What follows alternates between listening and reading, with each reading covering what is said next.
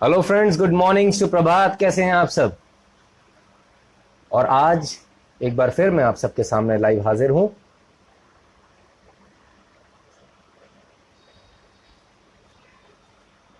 और आज हम बात करेंगे एक बड़े ही ज्वलनशील मुद्दे पर, एक एक्सप्लोजिव जिसे बोलते हैं, एक्सपोज, जिसमें सरकार एक्सपोज हो रही है, जिसमें सरकार के नुमाइंदे एक्सपोज हो रहे हैं और जिसमें और भी कई सारे लोग एक्सपोज होने की संभावना है। सबसे पहले हम एक काम करते हैं, क्योंकि गणपति का समय चल रहा है और गणपति के समय में सबसे पहले आपको एक चीज़ दिखाना चाहता हूं। क्या मैं इसमें कैमरे को घुमाकर दिखा सकता हूं? मैं 1 मिनट प्रयास करता हूं।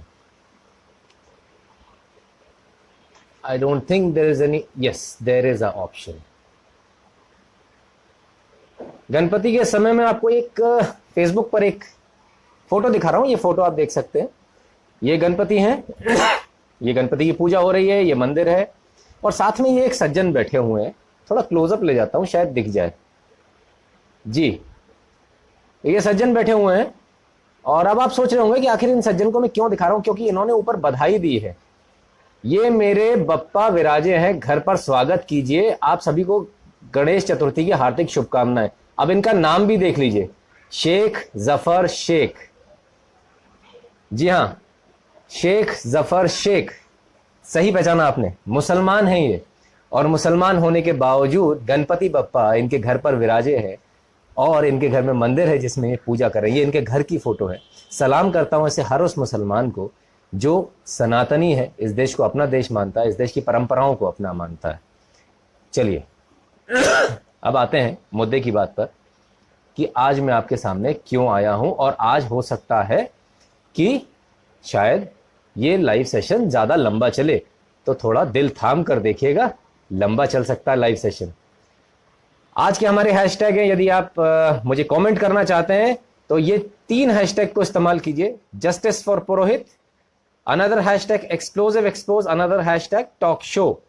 जस्टिस फॉर पुरोहित में पुरोहित की अरेस्ट से लेके पुरोहित के बेल तक की जो भी आपके सवाल जवाब है, उसमें जस्टिस फॉर पुरोहित को इस्तेमाल करें।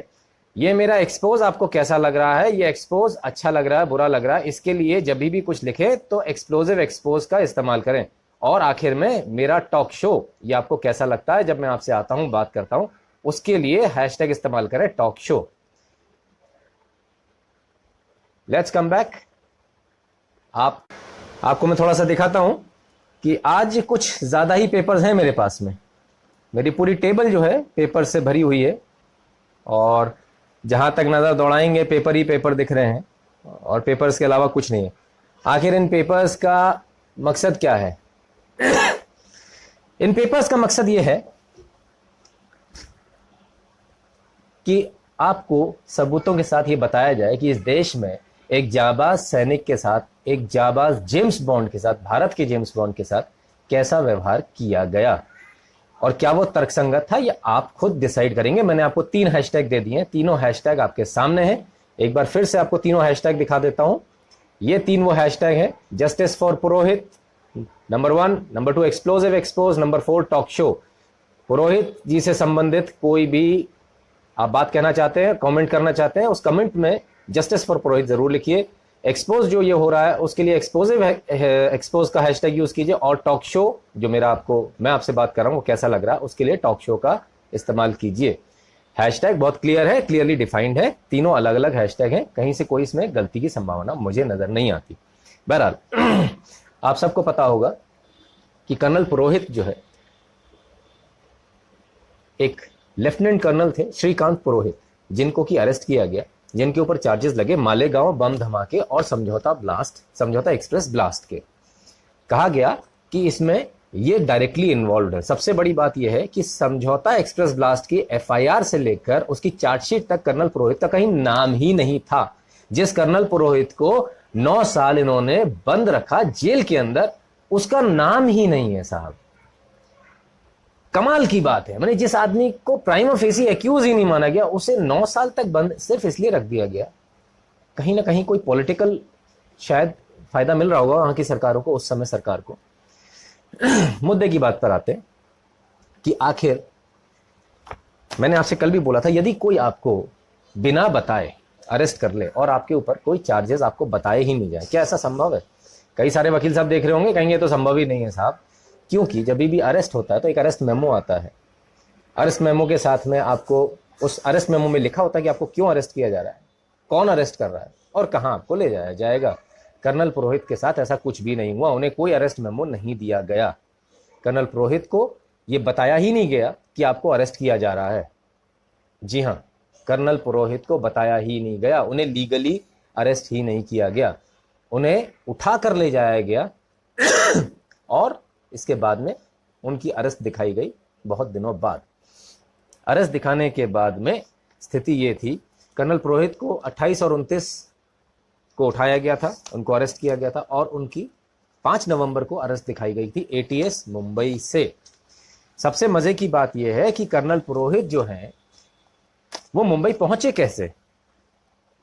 आखिर एक आदमी जो पचमढ़ी में आर्मी के ट्रेनिंग सेंटर में आपका अरबी सीख रहा है, अरेबिक लैंग्वेज सीख रहा है, उसको क्यों आर्मी अचानक से मुंबई जाना पड़ता है और मुंबई में वो अरेस्ट हो जाता है? इसका भी एक्सपोज करेंगे। अमित पांडे जी, आप सभी जितने भी आप लोग सवाल पूछ रहे हैं ना, इसको थोड़ा रोक लीजिए सवालों को, और मेरे पास कुछ एक्सपर्ट के सवाल हैं, उन एक्सपर्ट के सवाल के बाद मैं आपके सवाल लूंगा। अभी आप सब लाइव रहिए, मैं आप सबसे बात करूंगा। पहले मैं थोड़ा सा मुद्दा जल्दी से आपको बताने का प्रयास करता हूं, इसके बाद आपके सवाल लूंगा, सारे सवाल लूंगा। कुछ एक्सपर्ट के सवाल है, पहले वो लूंगा, इसके बाद आपके लूंगा। तब तक के लिए आप लोग अपने सवाल को कॉपी पेस्ट करके रखिए, उसको दोबारा उस समय पेस्ट कीजिएगा। कर्नल पुरोहित को जब अरेस्ट किया गया तो कर्नल पुरोहित पचमढ़ी में आर्मी ट्रेनिंग सेंटर में ट्रेनिंग ले रहे थे अरबी भाषा की, अरेबिक लैंग्वेज की उनको जरूरत इसलिए पड़ी क्योंकि कर्नल पुरोहित जो है आर्मी इंटेलिजेंस में थे और कर्नल पुरोहित इन्फिल्ट्रेट कर रहे थे एजेंट के तौर पर जितने भी टेररिस्ट ग्रुप हैं उनमें। टेररिस्ट ग्रुप में उन्हें अरेबिक लैंग्वेज की जरूरत महसूस हुई तो वो अरेबिक लैंग्वेज सीखने के लिए आर्मी के ट्रेनिंग सेंटर में गए, पचमढ़ी के ट्रेनिंग सेंटर में। अब सबसे बड़ी बात यह है कि पचमढ़ी के ट्रेनिंग सेंटर में अचानक से उनको ये कहा जाता है कि भाई आपको दिल्ली बुलाया गया है, southern command liaising unit SLCU का ऑर्डर है कि आप दिल्ली रिपोर्ट करें तत्काल। क्योंकि कर्नल पुरोहित इसी कमांड में आते थे, उन्होंने वो मूवमेंट ऑर्डर लिया और वो निकले। लेकिन अचानक मूवमेंट ऑर्डर पे कुछ चेंजेस हो जाते हैं, वो कैसे होते हैं वो मैं बताता हूं। बहरहाल सबसे बड़ी बात यह है कि जब कोई भी आदमी कभी भी पकड़ा जाता है, तो आशा करता हूं आप लोगों को ये दिखाई दे रहा होगा, ओ दिस इज द प्रॉब्लम, उल्टा हो गया है ना। खैर बहरहाल ये कॉन्फिडेंशियल रिपोर्ट है। इस कॉन्फिडेंशियल रिपोर्ट में यहां ये आ रहा है कि ये जो है चीफ इंफॉर्मेशन कमिश्नर को लिखी जा रही है और यहां लिखा जा रहा है कि कर्नल पुरोहित के अरेस्ट से संबंधित हम आपको कोई भी डॉक्यूमेंट नहीं देंगे। ये कर्नल पुरोहित, मैं कोशिश करता हूं आपको स्क्रीन पर दिखाने की, मेरा प्रयास रहेगा कि आप स्क्रीन पर देखें इसको, ताकि आप लोग भी अच्छी तरह से समझ सकें कि आखिर हुआ क्या था, पूरा मैटर क्या था।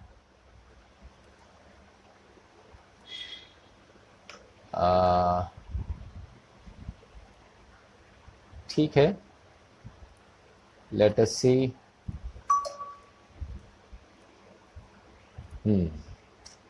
ये ठीक है, आ गया।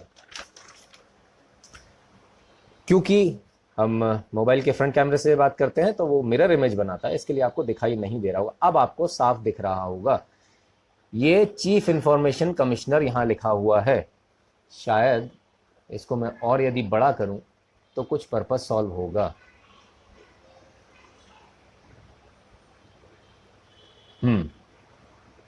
जैसा कि आप देख सकते हैं, चीफ इंफॉर्मेशन कमिश्नर यहां लिखा हुआ दिख रहा होगा आपको, ये दिख रहा होगा चीफ इंफॉर्मेशन कमिश्नर यानी CIC ने यहां आकर बोल दिया, इस लाइन पर आकर बोल दिया, regarding judiciary matters it is required to be received in this office from AHQ यानी army headquarters for further action relating to P&A in the present case no such information has been received till date. और इस आधार पर इन्होंने colonel पुरोहित की जो भी documents उनको देने थे, जो भी उनको केस से संबंधित कोई डॉक्यूमेंट थे, वो चार्जेस ही उनको नहीं बताया गया।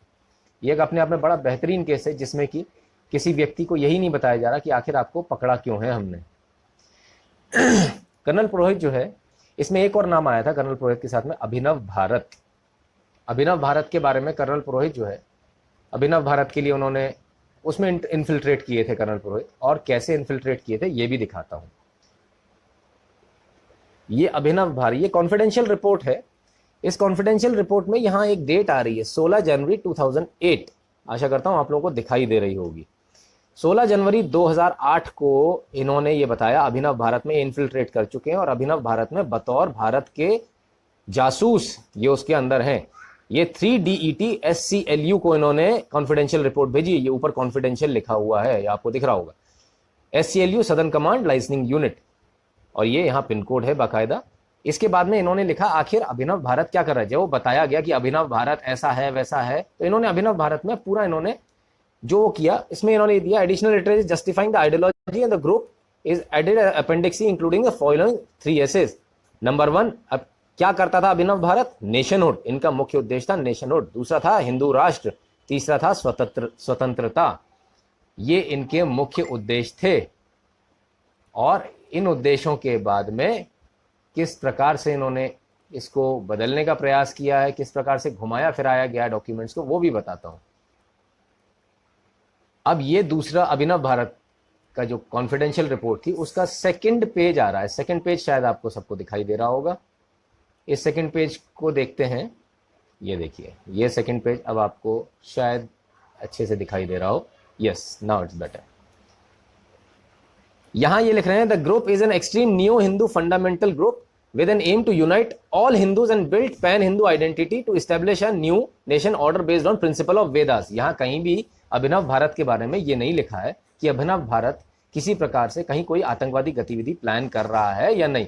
फर्दर सी में आइए, यहां लिख रहे हैं any involvement of the organisation extremist activities, any involvement of the organisation in extremist activities is not established till date. जो कहा जा रहा था अभिनव भारत एक एक्सट्रीमिस्ट ऑर्गेनाइजेशन है, आतंकवादी ऑर्गेनाइजेशन है, ये भारत सरकार के खुफिया रिपोर्ट, जो भारत सरकार के जासूस हैं, जो जेम्स बॉन्ड है, वो लिख रहे हैं कि अभिनव भारत का अभी तक ऐसा कोई भी डॉक्यूमेंट या कोई भी किसी भी प्रकार से कोई ऐसी इनपुट नहीं आई है कि अभिनव भारत किसी प्रकार से किसी भी एक्सट्रीम एक्टिविटी में इन्वॉल्व है। अभिनव भारत से इन्हें प्रॉब्लम क्या थी? अभिनव भारत कर्नाटक, महाराष्ट्र, गुजरात, उत्तर प्रदेश और मध्य प्रदेश में, हरियाणा और दिल्ली में काम कर रहा था। इन्हें प्रॉब्लम ये थी कि अभिनव भारत का एफिलिएशन अचानक बहुत ज्यादा बढ़ गया था। यहां लिखा है the membership of the organisation was increased manifold in the recent past। ये बात यहां साफ हो जाती है कि अभिनव भारत लगातार बढ़ता चला जा रहा था और अपनी शक्ति उसकी बढ़ती चली जा रही थी। अब आते हैं वापस कर्नल पुरोहित पे। एक बात तो साफ हो गई, अभिनव भारत में ऐसा कोई भी ऑर्गेनाइजेशन नहीं था जो कि किसी भी प्रकार से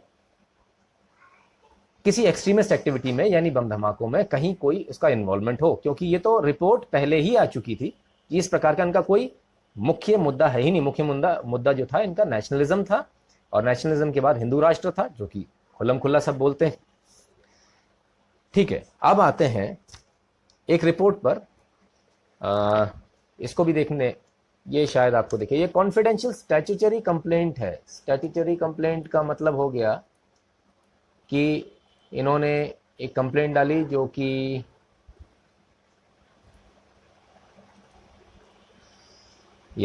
जो कि ये अब मैं आपको दिखाता हूं। सारे सबूत पहले इसलिए हो रहे हैं क्योंकि बाद में कोई बात समझाने में दिक्कत ना आए। ये स्टैट्यूटरी कंप्लेंट है जहां पर कर्नल पुरोहित ने, हाँ ये ठीक है, 5 अगस्त 2009 की इसकी डेट है। 5 अगस्त 2009, समझ जाइए 2008 में इनको अरेस्ट किया गया था। 5 अगस्त 2009 में इन्होंने सरकार को लिखा। सरकार किसकी थी आपको मालूम है, मुझे बताने की जरूरत नहीं है। ऊपर लिखा हुआ है statutory non statutory complaint by rank lieutenant colonel, name colonel Purohit Prasad Shrikant. Shrikant Purohit इनका पूरा नाम था। इनकी जो रैंक थी वो लेफ्टिनेंट कर्नल की थी, और ये इनका आईसी नंबर है जिसकी कोई अभी ज़रूरत नहीं है, जिस बारे में हम बात ना करें। किस सेक्शंस में कंप्लेंट हुई थी? आर्मी सेक्शंस, ये सारे दिए हो 1 2 3 4। Army section AA41, AA45, AA46, 47, 50, 56। इसके अलावा आईपीसी के सेक्शन में भी इन्होंने स्टैट्यूटरी कंप्लेंट करी थी 319, 20, 21, 22, 23, 340, 348, 349, 350, 362। ये कंप्लेंट की गई थी 5 अगस्त 2009 को, जैसा कि आप यहां देख सकते हैं। लेकिन इस कंप्लेंट पर किसी भी प्रकार की सरकार ने कोई कार्रवाई करी ही नहीं। क्यों नहीं करी? सवाल इस बात का है। यदि कंप्लेंट गई थी तो कंप्लेंट पे एक्शन क्यों नहीं हुआ? स्टैट्यूटरी कंप्लेंट के सेकंड पेज पर आ रहा हूं। यहां सेक्शन 355, 365, 368, 503 और 499 का आईपीसी की धाराओं के तहत इन्होंने अपना मांगा। इसके बाद स्टैट्यूटरी कंप्लेंट में इन्होंने एक बात बोली है, इलीगल डिटेंशन। यहां एक नाम आ रहा है, colonel RK Srivastava, director MI9।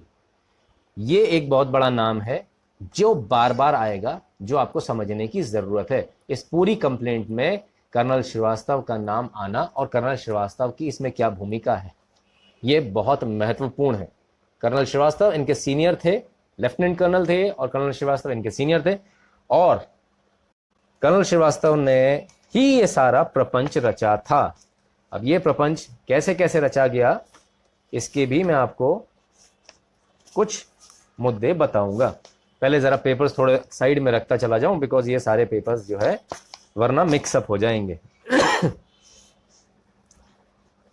मुद्दे की बात पर आते हैं कि आखिर एक आदमी जो कि एक अच्छा भला सेना में सर्व कर रहा था, उसे आउट ऑफ द ब्लू अचानक एक दिन कैसे उठाकर ले जाया जाता है? कर्नल पुरोहित को यह बताया गया कि आपको सदर्न कमांड, ऊपर से ऑर्डर आया और आपको सदर्न कमांड चलना है।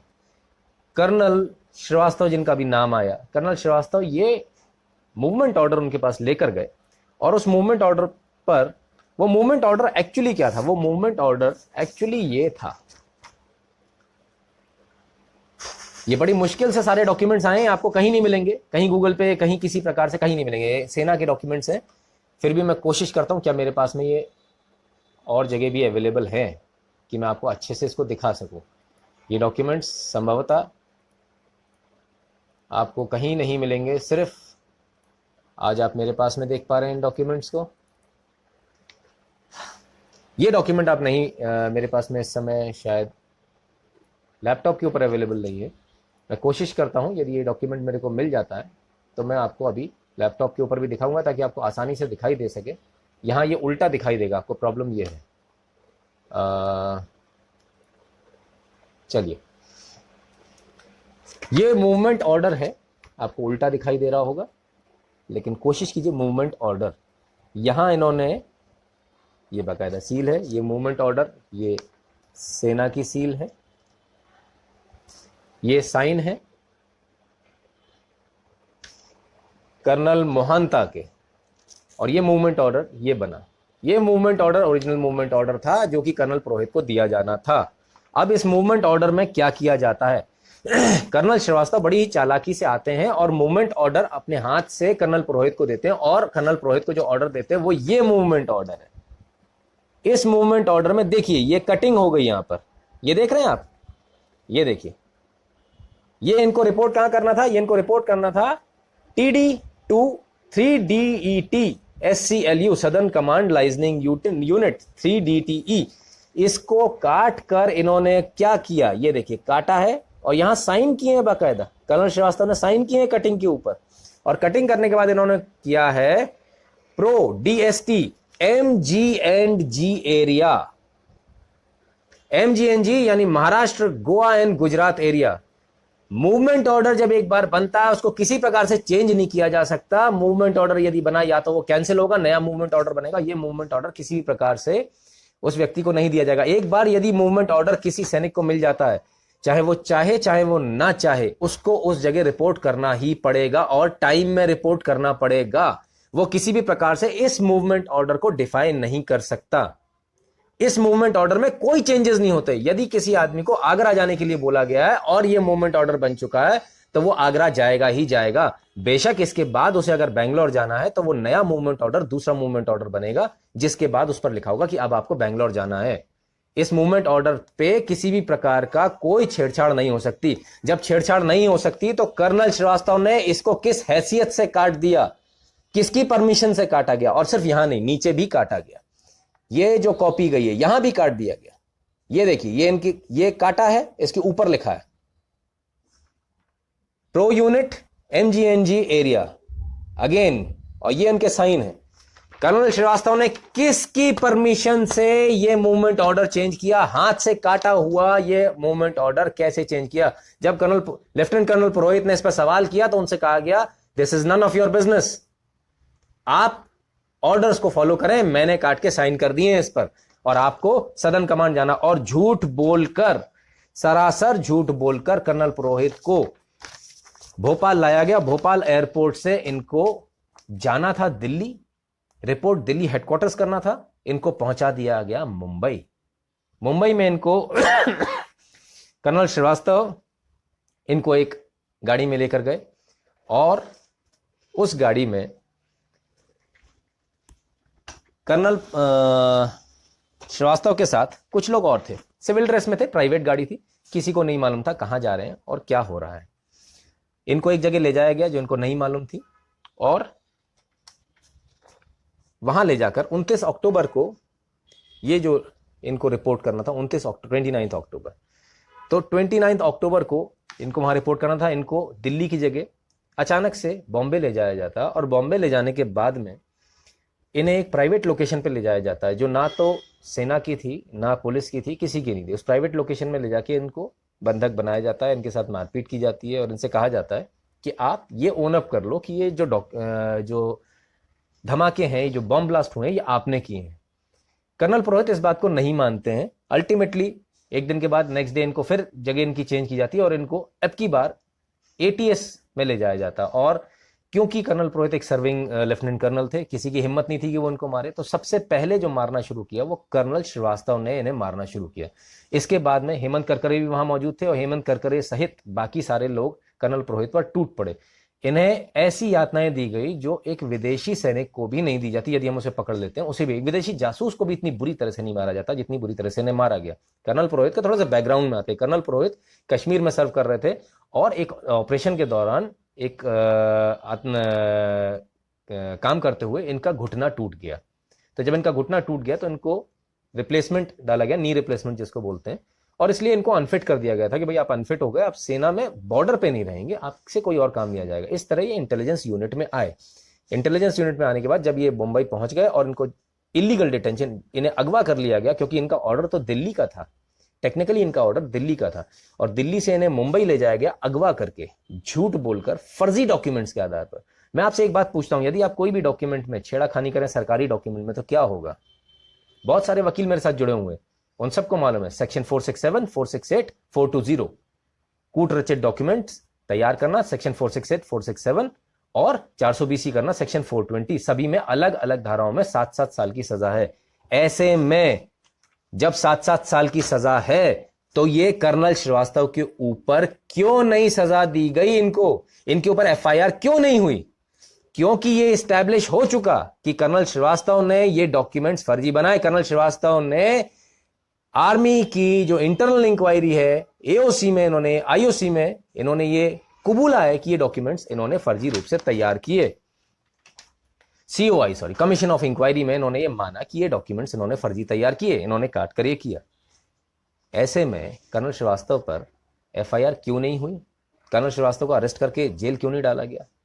क्योंकि सरकार शायद कहीं से पीछे से सपोर्ट था। सबसे बड़ी बात, अभी और भी बहुत सारी बातें आएंगी, बहरहाल वापस आते हैं।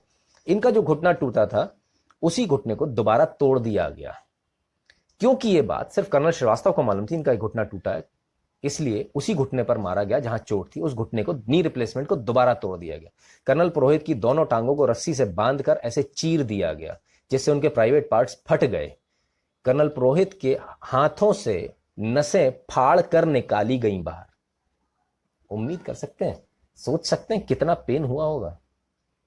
जरा सोच कर देखिए, आपकी नसों को फाड़ कर निकाला जा रहा है, कैसा लगेगा। ये यातनाएं दी गई हैं आपके जेम्स बॉन्ड को, आपके भारत के सैनिक को, जिस सैनिक के लिए हम खड़े हो जाते हैं ना हर दूसरे दिन एक मोमबत्ती, और हर दूसरे दिन हम कहते हैं कि वाह सेना है हमारी। उस सेना के सर्विंग लेफ्टिनेंट कर्नल के साथ ये हुआ है, जिसको लाल बत्ती मिलती है, जिसको भारत सरकार के शेयर मिलते हैं, अशोक की लाट मिलती है, उसकी औकात कर दी सरकार ने। हम और आप तो लगते कहां हैं, बिना बताए उठा कर ले गए। मैंने आपसे सवाल किया था, यदि सरकार आपको बिना बताए उठा कर ले जाए तो क्या करेंगे? बहुत सारे लोगों ने बोला हीबस कॉर्पस। सर हीबस कॉर्पस तो इनके घर वालों ने भी लगाई होगी ना, इन्हें तो यही नहीं मालूम चलने दिया, इनकी कोई एप्लीकेशन ही नहीं की गई, एक्सेप्ट इनकी तो सेंट्रल इंफॉर्मेशन कमीशन ने एप्लीकेशन उठाकर बाहर फेंक दी, बोले हम आप ये एप्लीकेशन नहीं मानेंगे। इनको कोई जानकारी नहीं दी गई। इनको अरेस्ट किस लिए किया गया नहीं बताया गया। कर्नल पुरोहित को, किसी भी बड़े से बड़े आदमी को जब अरेस्ट किया जाता है, बड़े से बड़े क्रिमिनल को अरेस्ट किया जाता है, उसे बताया जाता है कि आपको अरेस्ट किया जा रहा है। अरेस्ट वारंट आता है, अरेस्ट वारंट पे लिखा होता है, मेमो होता है, उसके ऊपर लिखा होता है, और वहां साइन कराया जाता है कि हां मैं अरेस्ट हो रहा हूं। यहां ऐसा कौन सी बात हो? कौन सा आतंकवादी आपके हाथ लग गया था भाई? क्या पाकिस्तान का कोई बहुत बड़ा आतंकवादी हाथ लग गया था? आप उसी कर्नल पुरोहित को अरेस्ट करने पर तुल गए, उसी कर्नल पुरोहित साहब झूठ बोलने पर तुल गए, जो भारत के लिए अपनी जान हथेली पर रखकर आतंकवादियों के ग्रुप में घुस गया था। क्या यही बात आपको अखर गई सरकार साहब? क्या यही बात अखर गई कि आतंकवादियों के ग्रुप में घुस गया? सिमी मॉड्यूल में, बाकायदा सिमी का मॉड्यूल बनकर वो आदमी चला गया और अपने आप को आतंकवादी उसने वहां साबित कर लिया कि मैं आतंकवादी हूं, और सिमी वालों ने पूरी इनपुट्स उसको दे मारी। उसे उर्दू आती थी, उसे अरबी और सीखनी थी, इसीलिए तो वो गया था पचमढ़ी में अरबी सीखने। तो यही उसकी गलती थी कि उसने सिमी को बेनकाब कर दिया और आपको सिमी को बैन करना पड़ गया? क्या यही उसकी गलती थी? क्या यही हमारे जेम्स बॉन्ड की गलती थी? अगर ऐसा ही है, अगर यही चीज है, तो सर आगे से इस देश में जासूस पैदा नहीं होंगे, एजेंट्स नहीं मिलेंगे हमको, कोई हमारे लिए काम नहीं करेगा। ये हमको सोचना पड़ेगा हमें क्या करना है। हम अपने ही आदमी के साथ जो सिमी का मॉड्यूल बस्ट कर रहा है उसे हम अंदर डाल देते हैं। क्यों डाल देते हैं? क्योंकि अभिनव भारत में जब वो गया तो अभिनव भारत में उसने जो फाइंडिंग्स उसको मिली, उसने लिख दिया कि भाई ये तो नेशनलिस्ट ऑर्गेनाइजेशन है, इसका कहीं से कहीं तक एक्सट्रीम कोई इरादा ही नहीं है। तो आपको ये बात अखर गई शायद कि अरे सिमी को तो इसने आतंकवादी बना दिया, हमने कहा था इसको ट्रैक करो अभिनव भारत को, तो अभिनव भारत को तो इसने छोड़ दिया, अभिनव भारत को तो कह दिया ये तो नेशनलिस्ट ऑर्गेनाइजेशन है। ऐसे कैसे? इसको साले को जेल डाल दो, अंदर कर दो इसको। लेफ्टिनेंट कर्नल है तो क्या हो गया, हम सिखा देंगे, हम सरकार हैं, हम सरकार राय हैं, राय साहब हमारी अशोक की लाट चलती है, हमारा लठ चलता है। यही बात थी ना। सरकारें बदलते देर नहीं लगती, सरकार बदल गई आपकी, और अब दूध का दूध और पानी का पानी भी होगा, और कैसे होगा हम बताएंगे। हमें इसकी चिंता, मुझे इसकी कोई चिंता नहीं है। ये इतने सारे कॉन्फिडेंशियल डॉक्यूमेंट्स के साथ मेरे साथ क्या होगा? हो सकता है मेरे ऊपर केस हो सकता है मुझे अरेस्ट कर लिया जाए, कुछ भी हो जाए, और मुझे कोई चिंता नहीं है। मैं देश के सैनिक के लिए, देश के सैनिक के सम्मान के लिए, उसके न्याय के लिए खड़ा हूं और खड़ा रहूंगा, और तब तक खड़ा रहूंगा जब तक आप उसको न्याय नहीं दे देते, जब तक आप उसको बरी नहीं कर देते। आप एक गलत आदमी की जिंदगी, एक सही आदमी, एक जेम्स बॉन्ड के साथ आप इस तरह से करेंगे? आप उसकी जिंदगी के साथ खिलवाड़ करेंगे और सोचते हैं कि देश की जनता बैठी रह जाएगी? कितनों को अरेस्ट करोगे साहब? 130 करोड़ की जनता खड़ी है उस सैनिक के पीछे। 130 करोड़ आदमी निकल कर आएगा। आज मैं आया हूं, कल सारे आएंगे, एक एक आदमी निकल कर आएगा। आप अरेस्ट करके दिखाइए कितनों को अरेस्ट करते हैं।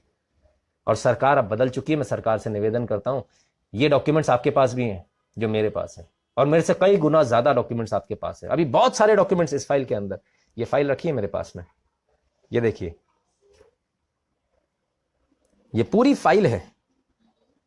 इस फाइल के अंदर 500 पेज हैं, ये पूरे डॉक्यूमेंट्स, इसमें गवर्नमेंट डॉक्यूमेंट्स, सारे डॉक्यूमेंट्स हैं, बहुत सारे डॉक्यूमेंट्स हैं मेरे पास, कई सारे डॉक्यूमेंट्स। क्योंकि सुरक्षा की दृष्टि से हम नहीं उसको कर सकते सामने, इसलिए नहीं ला रहा हूं। सिर्फ वही ला रहा हूं जो कोर्ट में ऑलरेडी पेश हो चुके हैं डॉक्यूमेंट्स, उन डॉक्यूमेंट्स को लेकर आ रहा हूं। बहरहाल वापस आते हैं। कर्नल पुरोहित को जो यातनाएं दी गई, वो यातनाएं किसी भी एक आम इंसान को, अगर आप बोलेंगे ना कि इतनी यातनाओं के बाद मर्डर कर दो, तो मर्डर भी कर देगा, बम भी रख देगा जाके। लेकिन कर्नल पुरोहित ने इसके बावजूद झूठ को झूठ और सच को सच बोला। कर्नल पुरोहित ने इसके बावजूद एक बार भी एक्सेप्ट नहीं किया कि ये जो इन्होंने बम धमाके के लिए उनके ऊपर प्रेशर बना रही है, उन्होंने किए या उसमें उनका इन्वॉल्वमेंट है। कर्नल पुरोहित एक एक चीज की इंफॉर्मेशन अपने ऑफिसर्स को दे रहे थे, और कैसे दे रहे थे ये इस बात का सबूत है। व्हेन कर्नल पुरोहित सेड कि अभिनव भारत जो है जनवरी 2008 में अभिनव भारत पर जब कर्नल पुरोहित स्टिंग कर रहे थे, जब कर्नल पुरोहित उसके अंदर घुस गए थे, एजेंट बनकर घुस गए थे, हिंदूवादी बनकर घुस गए थे उसके अंदर। आप किसी भी ऑर्गेनाइजेशन में कैसे जाएंगे साहब? मैं पूछता हूं सिमी में कैसे जाएंगे? आप चले जाएंगे कि मैं तो आर्मी का लेफ्टिनेंट कर्नल, आप चले जाएंगे? नहीं, आपको आतंकवादी बनकर ही जाना पड़ेगा ना, तभी आप अंदर जा पाएंगे ना। कर्नल पुरोहित ने भी तो वही किया। आर्मी इंटेलिजेंस ने जो बोला वो उसने किया, और एक एक मूवमेंट की खबर आर्मी के ऑफिसर्स को थी। ये सबूत है उस बात का। ये अभिनव भारत का डॉक्यूमेंट सबूत है उस बात का। सिमी के भी डॉक्यूमेंट्स हैं, लेकिन किसी कारण से मैं वो आपको दिखा नहीं सकता। ये पूरे डॉक्यूमेंट्स मेरे पास आज पड़े हुए हैं। सिमी के भी डॉक्यूमेंट्स हैं, लेकिन सिमी के डॉक्यूमेंट्स मैं नहीं दिखा रहा हूं, कुछ कारण है। तो जब एक एक मूवमेंट की खबर जब थी सरकार को, फिर सरकार ने किस आधार पर यह कह दिया कि यह हिंदू ऑर्गेनाइजेशन से जुड़ा हुआ है। कर्नल पुरोहित को अभिनव भारत का हिस्सा बना दिया। चतुर्वेदी, सुधीर चतुर्वेदी, इन्फॉर्मर, एजेंट भारत सरकार का, उसको आपने अभिनव भारत का सर्वे सर्वा बना दिया, बता दिया कि अभिनव भारत यही चलाता है, इसी ने बनाया हुआ है। अरे वो तो आपकी वजह से गया था ना, आपने कहा था ना हमें स्टिंग करना अभिनव भारत हिंदू फंडामेंटलिस्ट। क्यों कहा था? किसका ऑर्डर था? आर्मी इंटेलिजेंस कब से ये ढूंढने लगी कि हिंदू ऑर्गेनाइजेशन और मुस्लिम ऑर्गेनाइजेशन ये किसके ऑर्डर पे हो रहा था? ये हिंदू आतंकवाद का फंडा किसका था? क्यों भेजा गया था? एक आर्मी इंटेलिजेंस का आदमी अपनी आर्मी को देखेगा, आर्मी की इंटेलिजेंस देखेगा, या आपका हिंदू ऑर्गेनाइजेशन, हिंदू फंडामेंटलिस्ट और हिंदू आतंकवाद को देखेगा, भगवा आतंकवाद को देखेगा? किसके कहने पर हो रहा था? ये टॉप ब्रास के कहने पर हो रहा था क्या? क्या सुपर पीएम के वहां से एडवाइस आ रही थी क्या बार बार कि इसको पकड़ो? ये ऐसे ही देश चलेगा क्या? इस तरह से चलाया जा रहा था देश? ये तरीका है आपका देश चलाने का? इसीलिए सरकार आपकी बदल गई, क्योंकि आप ज्यादा दिन तक झूठ को छुपा नहीं सकते। झूठ परेशान हो सकता है, आप थोड़ी देर के लिए छुपा सकते हो, लेकिन सूरज की तरह चमचमाता हुआ बाहर आता है। बादल थोड़ी देर के लिए घेर लेते हैं, इसका मतलब ये नहीं रात हो गई, सूरज फिर निकलेगा, और हर बार सूरज चमचमाता हुआ निकलेगा और इससे ज्यादा अच्छा निकलेगा। आगे चलते हैं। अब सवाल ये उठता है, जब सरकार को सब कुछ मालूम था, जब सरकार को यह चीज पता थी कि ये हमारा एजेंट है, और ये सिमी में जाकर सिमी को बैन करवा चुका था, सिमी के सारे कार्यकलाप सब कुछ बाहर आ चुके थे, तब आखिर ऐसी कौन सी नौबत आ गई थी कि इनको ये मानकर अरेस्ट कर लिया गया कि ये आतंकवादी हैं, जबकि ये तो आतंकवादी थे ही नहीं। सेना को मालूम है, कोर्ट ऑफ इंक्वायरी सेना के अंदर होती है। कोर्ट ऑफ इंक्वायरी में ये माना जाता है कि हां ये हमारा covert operation, under cover operation कर रहे थे। तो जब सेना मान रही है, तो फिर एटीएस ने ऐसा कौन सी घुट्टी पी ली थी जो मानने को तैयार नहीं थी? आखिर हेमंत करकरे ने ऐसा कौन सा सबूत मिल गया था जो वो कर्नल की नसें फाड़ी जा रही थी, चीरी जा रही थी, कर्नल को 2 भागों में चीरा जा रहा था। और जो मैं कह रहा हूं वो मेडिकल रिपोर्ट्स में है, जो कुछ मैं कह रहा हूं वो कोर्ट के अंदर है, मेडिकल रिपोर्ट्स में है। इनफैक्ट मेडिकल सुविधा तक देने से मना कर दिया था, कोर्ट में जाकर एप्लीकेशन लगाई तब जाकर मेडिकल सुविधा मिली, वरना ये तो मेडिकल उसको बेचारे को मरहम पट्टी तक नहीं करने दे रहे थे। इन्होंने यह हल कर दिया था। तो इतनी ज्यादा खौफनाक जिंदगी क्यों दी जा रही थी? क्यों? आपको सबूत नहीं मिल रहे थे, इसलिए कैसे ना कैसे मारपीट के से कबूल करवा लो कि भाई तू आतंकवादी है। आपके पास सबूत होते तो आप सबूत देते ना सर, आपको ये करने की जरूरत क्या पड़ती? लेकिन आपने उसके बावजूद किया। क्यों? क्योंकि आपको कैसे ना कैसे साबित करनी थी अपनी कोई फिलॉसफी। वो फिलॉसफी क्या थी वो भी आएगी सामने। अब आते हैं कर्नल पुरोहित के थोड़ा सा बैकग्राउंड पे। यहां आते हैं जब बॉम्ब ब्लास्ट हुए मालेगांव में। मालेगांव में जब बॉम्ब ब्लास्ट हुए, मालेगांव बॉम्ब ब्लास्ट में उससे पहले 2 दिन, मालेगांव ब्लास्ट होने के बाद 2 दिन पहले ये बताया, कर्नल पुरोहित ने अपने कमांड ऑफिस को ये बताया कि इसमें हो सकता है कि कोई साध्वी इसमें अरेस्ट हो सकता है उसका इन्वॉल्वमेंट हो। मैं उस इन्वॉल्वमेंट को ढूंढना चाहता हूं। तो उस इन्वॉल्वमेंट को ढूंढने के लिए उन्होंने एसएमएस किए। एसएमएस जैसे हम यूजुअली करते हैं, हो गया काम, क्या कर दिया, बहुत बढ़िया किया, अरे मजा आ गया, ताकि सामने वाला खुलकर बोले। उन्होंने भी एसएमएस किए। उस एसएमएस के आधार पर, सिर्फ वो एसएमएस जो कि उन्होंने बताया कमांड ऑफिस को, आर्मी को बताया, बताने के बाद की उस एसएमएस के आधार पर उन्हें आतंकवादी बना दिया गया। नहीं, इनका तो कॉन्टैक्ट था। कॉन्टैक्ट तो था भाई, कॉन्टैक्ट कब नहीं था? सरकार के कहने पर, सेना के कहने पर कॉन्टैक्ट था ना, कोई खुद से तो नहीं चले गए थे ना। ये सारे डॉक्यूमेंट्स जो साबित करते हैं, क्या साबित करते हैं? कि आप अपने ही एजेंट को डबल क्रॉस कर रहे थे। हॉलीवुड की एक फिल्म है, बहुत अच्छी फिल्म है, उसको देखिएगा। एजेंट को डबल क्रॉस जब सरकार करती है तो कैसा हो जाता है। इसके बाद आते हैं सरकार बदली मई 2014। ये मेरी हैंड राइटिंग नहीं है, कर्नल पुरोहित की हैंड राइटिंग है साहब, इसको ध्यान से देखिए। सरकार बदली, कर्नल पुरोहित ने प्राइम मिनिस्टर ऑफ इंडिया को चिट्ठी लिखी, honourable prime minister of India, इनको इन्होंने चिट्ठी लिखी। इन्होंने चिट्ठी लिखी कि मुझे इस देश की न्याय व्यवस्था से मेरा विश्वास उठ रहा है। 18 पेज की ये चिट्ठी है। ये 18 पेजेस पूरे कर्नल पुरोहित की हैंड राइटिंग में है सर, ये पूरे हैंड राइटिंग। और लास्ट में ये कर्नल पुरोहित के साइन है, इसको भी देख लीजिए, ये कर्नल पुरोहित के साइन है। और ये चिट्ठी किस किस को भेजी गई, ये नीचे इसकी कॉपी 2 लगी हुई है। ये कॉपी 2 गई है honourable prime minister, appendix A, letter to honourable home minister और his excellency president of India, ATS Maharashtra, Nashik police, सब जगह भेजता रहा बेचारा ये आदमी। बेचारा ही कहूंगा, बेचारा ये आदमी सब जगह भेजता रहा। कोई इसको सुनने को तैयार नहीं हुआ साहब, कोई ये मानने को तैयार नहीं, कोई उसकी मेरिट्स देखने के लिए तैयार नहीं। अदालत में जाता, अदालत में जाकर कहता साहब मेरा इलीगल डिटेंशन हुआ है, मेरे अरेस्ट नहीं हुई है, मुझे झूठ बोल के ले जाया गया, मुझे वहां जाके पकड़ लिया गया। ये इलीगल डिटेंशन में मुझे 28 अक्टूबर से लेके 5 नवंबर तक मुझे अवैध रूप से अगवा करके रखा गया। कोर्ट ने सुना ही नहीं, मेरिट ही नहीं सुनी कोर्ट ने। कौन से जजेस थे वो? क्या उन पर कार्रवाई नहीं होनी चाहिए? क्या ऐसे न्याय मिलेगा क्या? मेरे ऊपर भी एक फर्जी केस हुआ था, मुझे मालूम है बहुत अच्छे से किस तरह से न्याय मिलता। हो सकता है भी 2-4 केस और हो जाए इस लाइव वीडियो के बाद, मुझे उसकी भी चिंता नहीं है।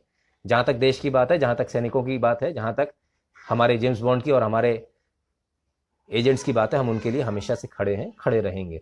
मुझे इसकी चिंता नहीं होती कि ये किस तरह से परेशान करने का प्रयास कर सकते हैं। और भी बहुत है इनके पास, तरीके बहुत है। लेट्स कम बैक, कर्नल पुरोहित पर वापस आते। कर्नल पुरोहित ने इसके बाद में बीच में थोड़ा सा रोकूंगा आपको, एक बार फिर से बता दूं, आप लोग जो भी कमेंट कर रहे हैं उस कमेंट में please justice for hashtag use करें, जस्टिस फॉर पुरोहित, उसके बाद अपना कमेंट लिखें। दूसरा हैशटैग है एक्सप्लोजिव एक्सपोज और तीसरा हैशटैग है टॉक शो।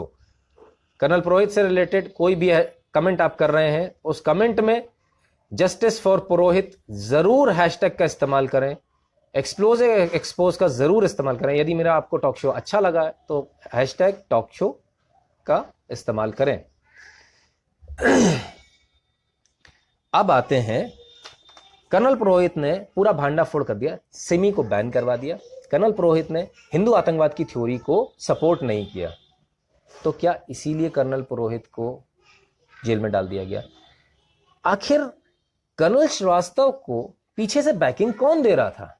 कौन वो व्यक्ति था जो कर्नल श्रीवास्तव को पीछे से समझा रहा था कि भाई आप ऐसा ऐसा कीजिए, कर्नल पुरोहित को फंसा दीजिए, लेफ्टिनेंट कर्नल पुरोहित को फंसा दीजिए। कर्नल श्रीवास्तव के ऊपर केस क्यों नहीं हुआ? फर्जी डॉक्यूमेंट तैयार करने का, फर्जी डॉक्यूमेंट तैयार करने का केस कर्नल पुरोहित पे तैयार होना चाहिए था ना।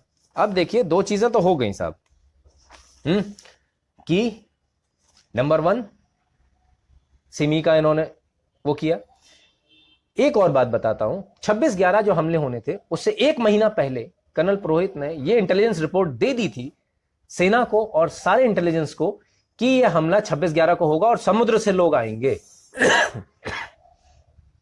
जब ये बात सरकार को मालूम चल गई थी तो सरकार ने रोका क्यों नहीं? इसलिए नहीं रोका क्या कि तिलक लगाकर और कलावा बांधकर आए थे लोग। तो जो कर्नल पुरोहित जो काम नहीं कर पाया वो काम हम किसी और से करवा लेंगे क्या? ये सेटिंग तो नहीं थी कहीं, यहां की और वहां की सेटिंग तो नहीं थी कि इधर से हमने आप इन्हें हटाइए और हमें लाइए, आप हमारी मदद कीजिए, वो सेटिंग तो नहीं थी कहीं कि वहां से आइए और हम आपको आने का मौका देते। सिक्योरिटी सिस्टम कैसे बनते, सर्विलांस कैसे बनता? हाँ, ये मैंने ऐसा सवाल कर दिया जो सेना में जो इस समय लोग होंगे वो अपनी कुर्सी से उठ के खड़े हो गए होंगे, ये क्या बोल दिया? सच बोल दिया। आप में ताकत है तो मेरी बात को झूठ करके साबित करके दिखा दीजिए। आपका सर्विलांस सिस्टम बंद नहीं था क्या आधे घंटे के लिए? कैसे डाउन हो गया था? जिस समुद्र के अंदर मछलियों के अंदर सर्विलांस सिस्टम लगे हुए हैं, फटे टायर और फटे जूतों जो तैरते हैं उनके अंदर सर्विलांस सिस्टम लगे हैं, जिसमें जिस देश के अंदर लहर भी बिना मर्जी के नहीं आ सकती, उधर कसाब आ गया अपने साथियों के साथ एंटर कर गया, इतना बड़ा काम कर गया। क्यों, कैसे? आपको तो पहले से मालूम था ये होने वाला है। कर्नल पुरोहित ने तो पहले से बता दिया था कि ये होगा। तिलक लगाकर और कलावा बांधकर आए थे, इसीलिए ना,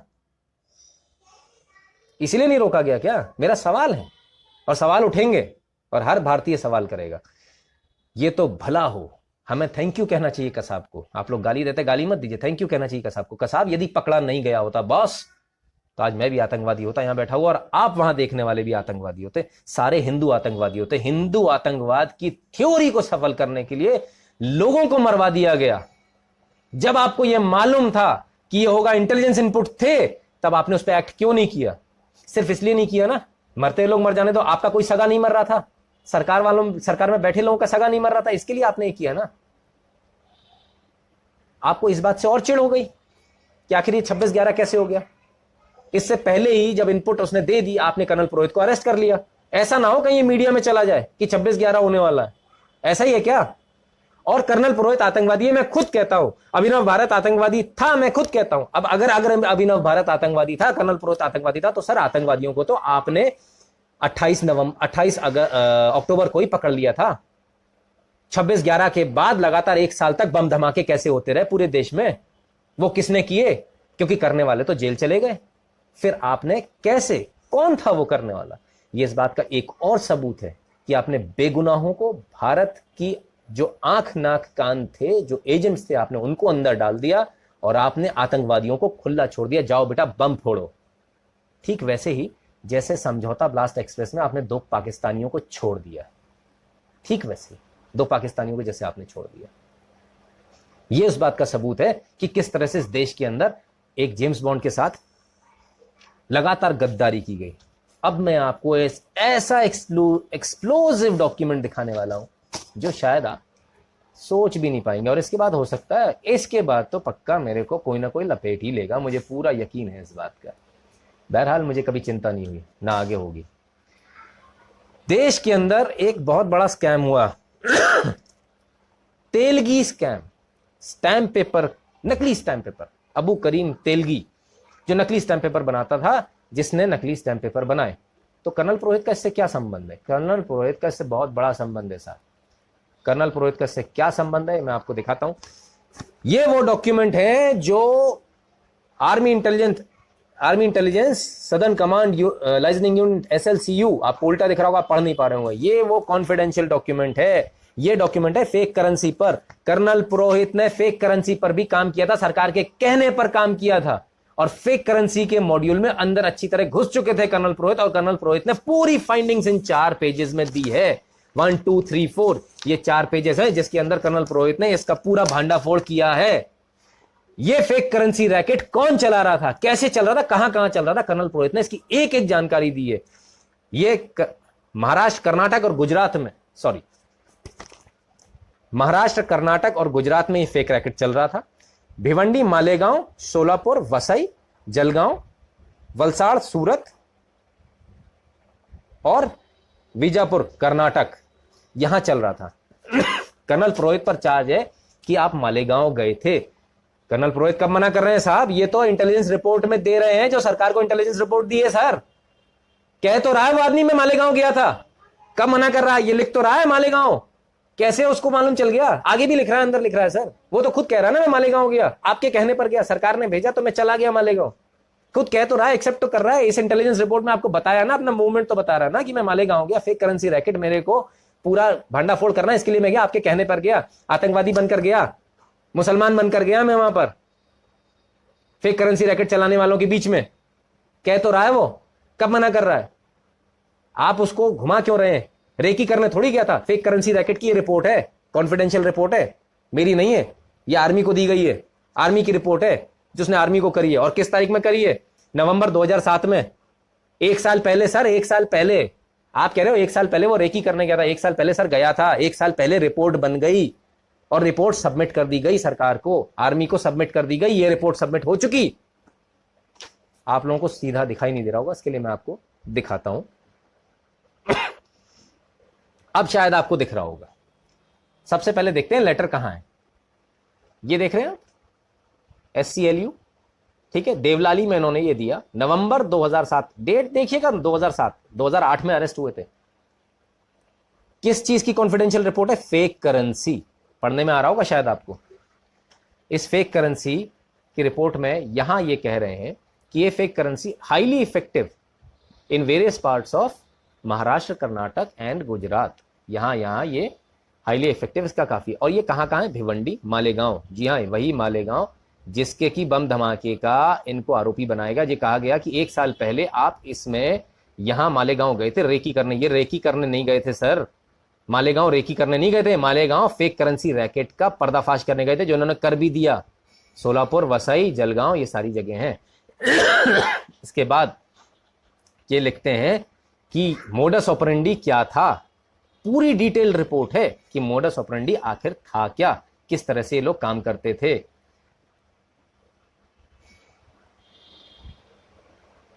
अब शायद आपको ज्यादा अच्छे से दिखाई दे रहा होगा।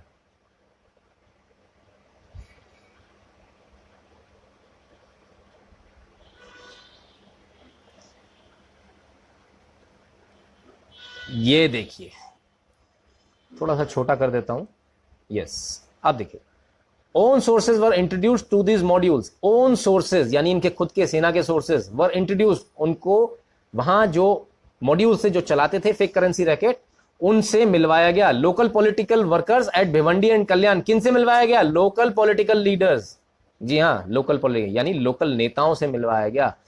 अ handsome salary with share in profit was assured for acting as agent, यानी यदि आप नकली नोट बेचते हैं तो इसमें आपको तनख्वाह मिलेगी बाकायदा, और इसके अलावा प्रॉफिट में बाकायदा शेयर मिलेगा। साफ लिखा हो, on agreement on the same own sources were taken to Igatpuri, Wada in district Nashik and Thane respectively. ये 3 जगह ये गए, और ये यहां पर नीचे ये देखिए, major officer commanding special task force, यहां ये साइन कर रहे हैं कर्नल पुरोहित। ठीक है साहब, लेफ्टिनेंट कर्नल पुरोहित की ये साइन है। पेज नंबर 2 पर हम आते हैं, और पेज नंबर 2 पर हम ये आए, और पेज नंबर 2 को थोड़ा सा बड़ा करता हूं ताकि आपको दिखाई दे सके कि आखिर हुआ क्या था। यहां ये बोल रहे हैं modus operandi is as follows, the racket is widely popular in business community, political circle, in addition is well known to the law enforcing agency at lower level. यानी पुलिस को यह मालूम था कि ये रैकेट चल रहा है। ये रैकेट चल रहा है, नकली नोटों का रैकेट चल रहा है। ये पुलिस को मालूम था, पॉलिटिकल लोगों को मालूम था, बड़ी बिजनेस कम्युनिटीज को भी मालूम था। अब इसके बाद में आते हैं हम पॉइंट नंबर 6 पे, प्रोसेस ऑफ मैन्युफैक्चरिंग। कैसे बनाते थे इसको? ये बोलते थे डार्क ब्लैक और क्रीमी ब्लैक। ये 2 नोट बनाने की, इनके नोटों की 2 श्रेणी थी, जिसको ये डार्क ब्लैक और क्रीमी ब्लैक बोलकर इसको वो करते थे। अब जो डॉक्यूमेंट आ रहा है इसको जरा ध्यान से देखिएगा भैया, because this is scoop of the decade. Yes, it is scoop of the decade, I will call it scoop of the decade. अब तक का सबसे बड़ा खुलासा जो होगा अब ये होगा। ये डॉक्यूमेंट जो मैं आपको अभी दिखाने वाला हूं, इसी डॉक्यूमेंट का पेज नंबर 3, ये पूरा आपको रंगा हुआ दिख रहा है। ये पेज नंबर 3 एक ऐसा डॉक्यूमेंट है जो कि पिछली सरकारों के नेताओं के नाम बाकायदा उजागर कर रहा है। इसमें अब नाम आएंगे, और जो नाम मैं अभी आपको दिखाता हूं, सामने आपको मेरे स्क्रीन पर नाम दिखेंगे। आशा करता हूं बिल्कुल साफ दिख रहे होंगे। Own sources have functioned with 2 such modules on at least 3 occasion. इनके खुद के जो एजेंट्स थे, जो खुफिया तंत्र थे, जो इनके जासूस थे, 3 बार इन्होंने इनके साथ डील किया, नकली नोटों में डील किया। On getting close to these groups, GPS means groups, जब ये ग्रुप्स के करीब हो गए, it was revealed that the entire business is masterminded by Abu Azmi, a MLA of Samajwadi party Mumbai. यानी जब इन ग्रुप्स के साथ में इनका अच्छी तरह से ये कुल मिल गए, तब इस ग्रुप ने ये बताया कि इस पूरे नकली नोटों के रैकेट को चलाने वाला एक एमएलए है, अबू आजमी जो एमएलए है समाजवादी पार्टी का उस समय का, 2007 की ये रिपोर्ट है, ये खुफिया रिपोर्ट है, ये सरकारी कागज है, ये मेरे हाथ में जो कागज है। ये हालत है साहब। जब नेता एक्सपोज होने लगे, जब सिमी एक्सपोज होने लगा, और जब हिंदू आतंकवाद की थ्योरी नहीं चली, तब कर्नल पुरोहित को आतंकवादियों से भी बदतर सलूक देते हुए उन्हें जेल में डाल दिया गया। ये देश की स्थिति है। इस तरह से देश चलाया जा रहा था। आगे चलते हैं थोड़ा, अभी और भी बहुत कुछ है। The chemical used in processing of these note is procured from Indian Security Press, Nashik.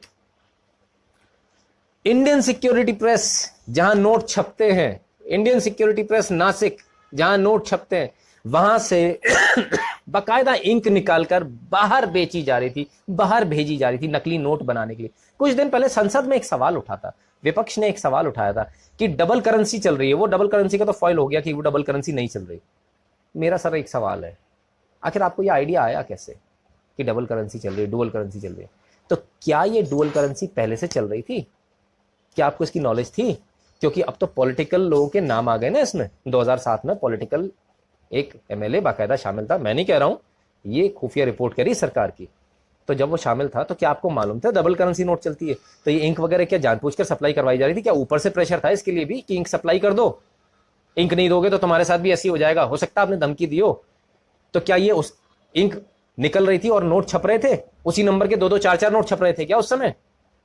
आपको आज कैसे आभास हो जाता है कि मोदी सरकार में ऐसा हो रहा है? क्योंकि आपने पहले कभी ना कभी ऐसा किया होगा, तभी तो आपको मालूम है।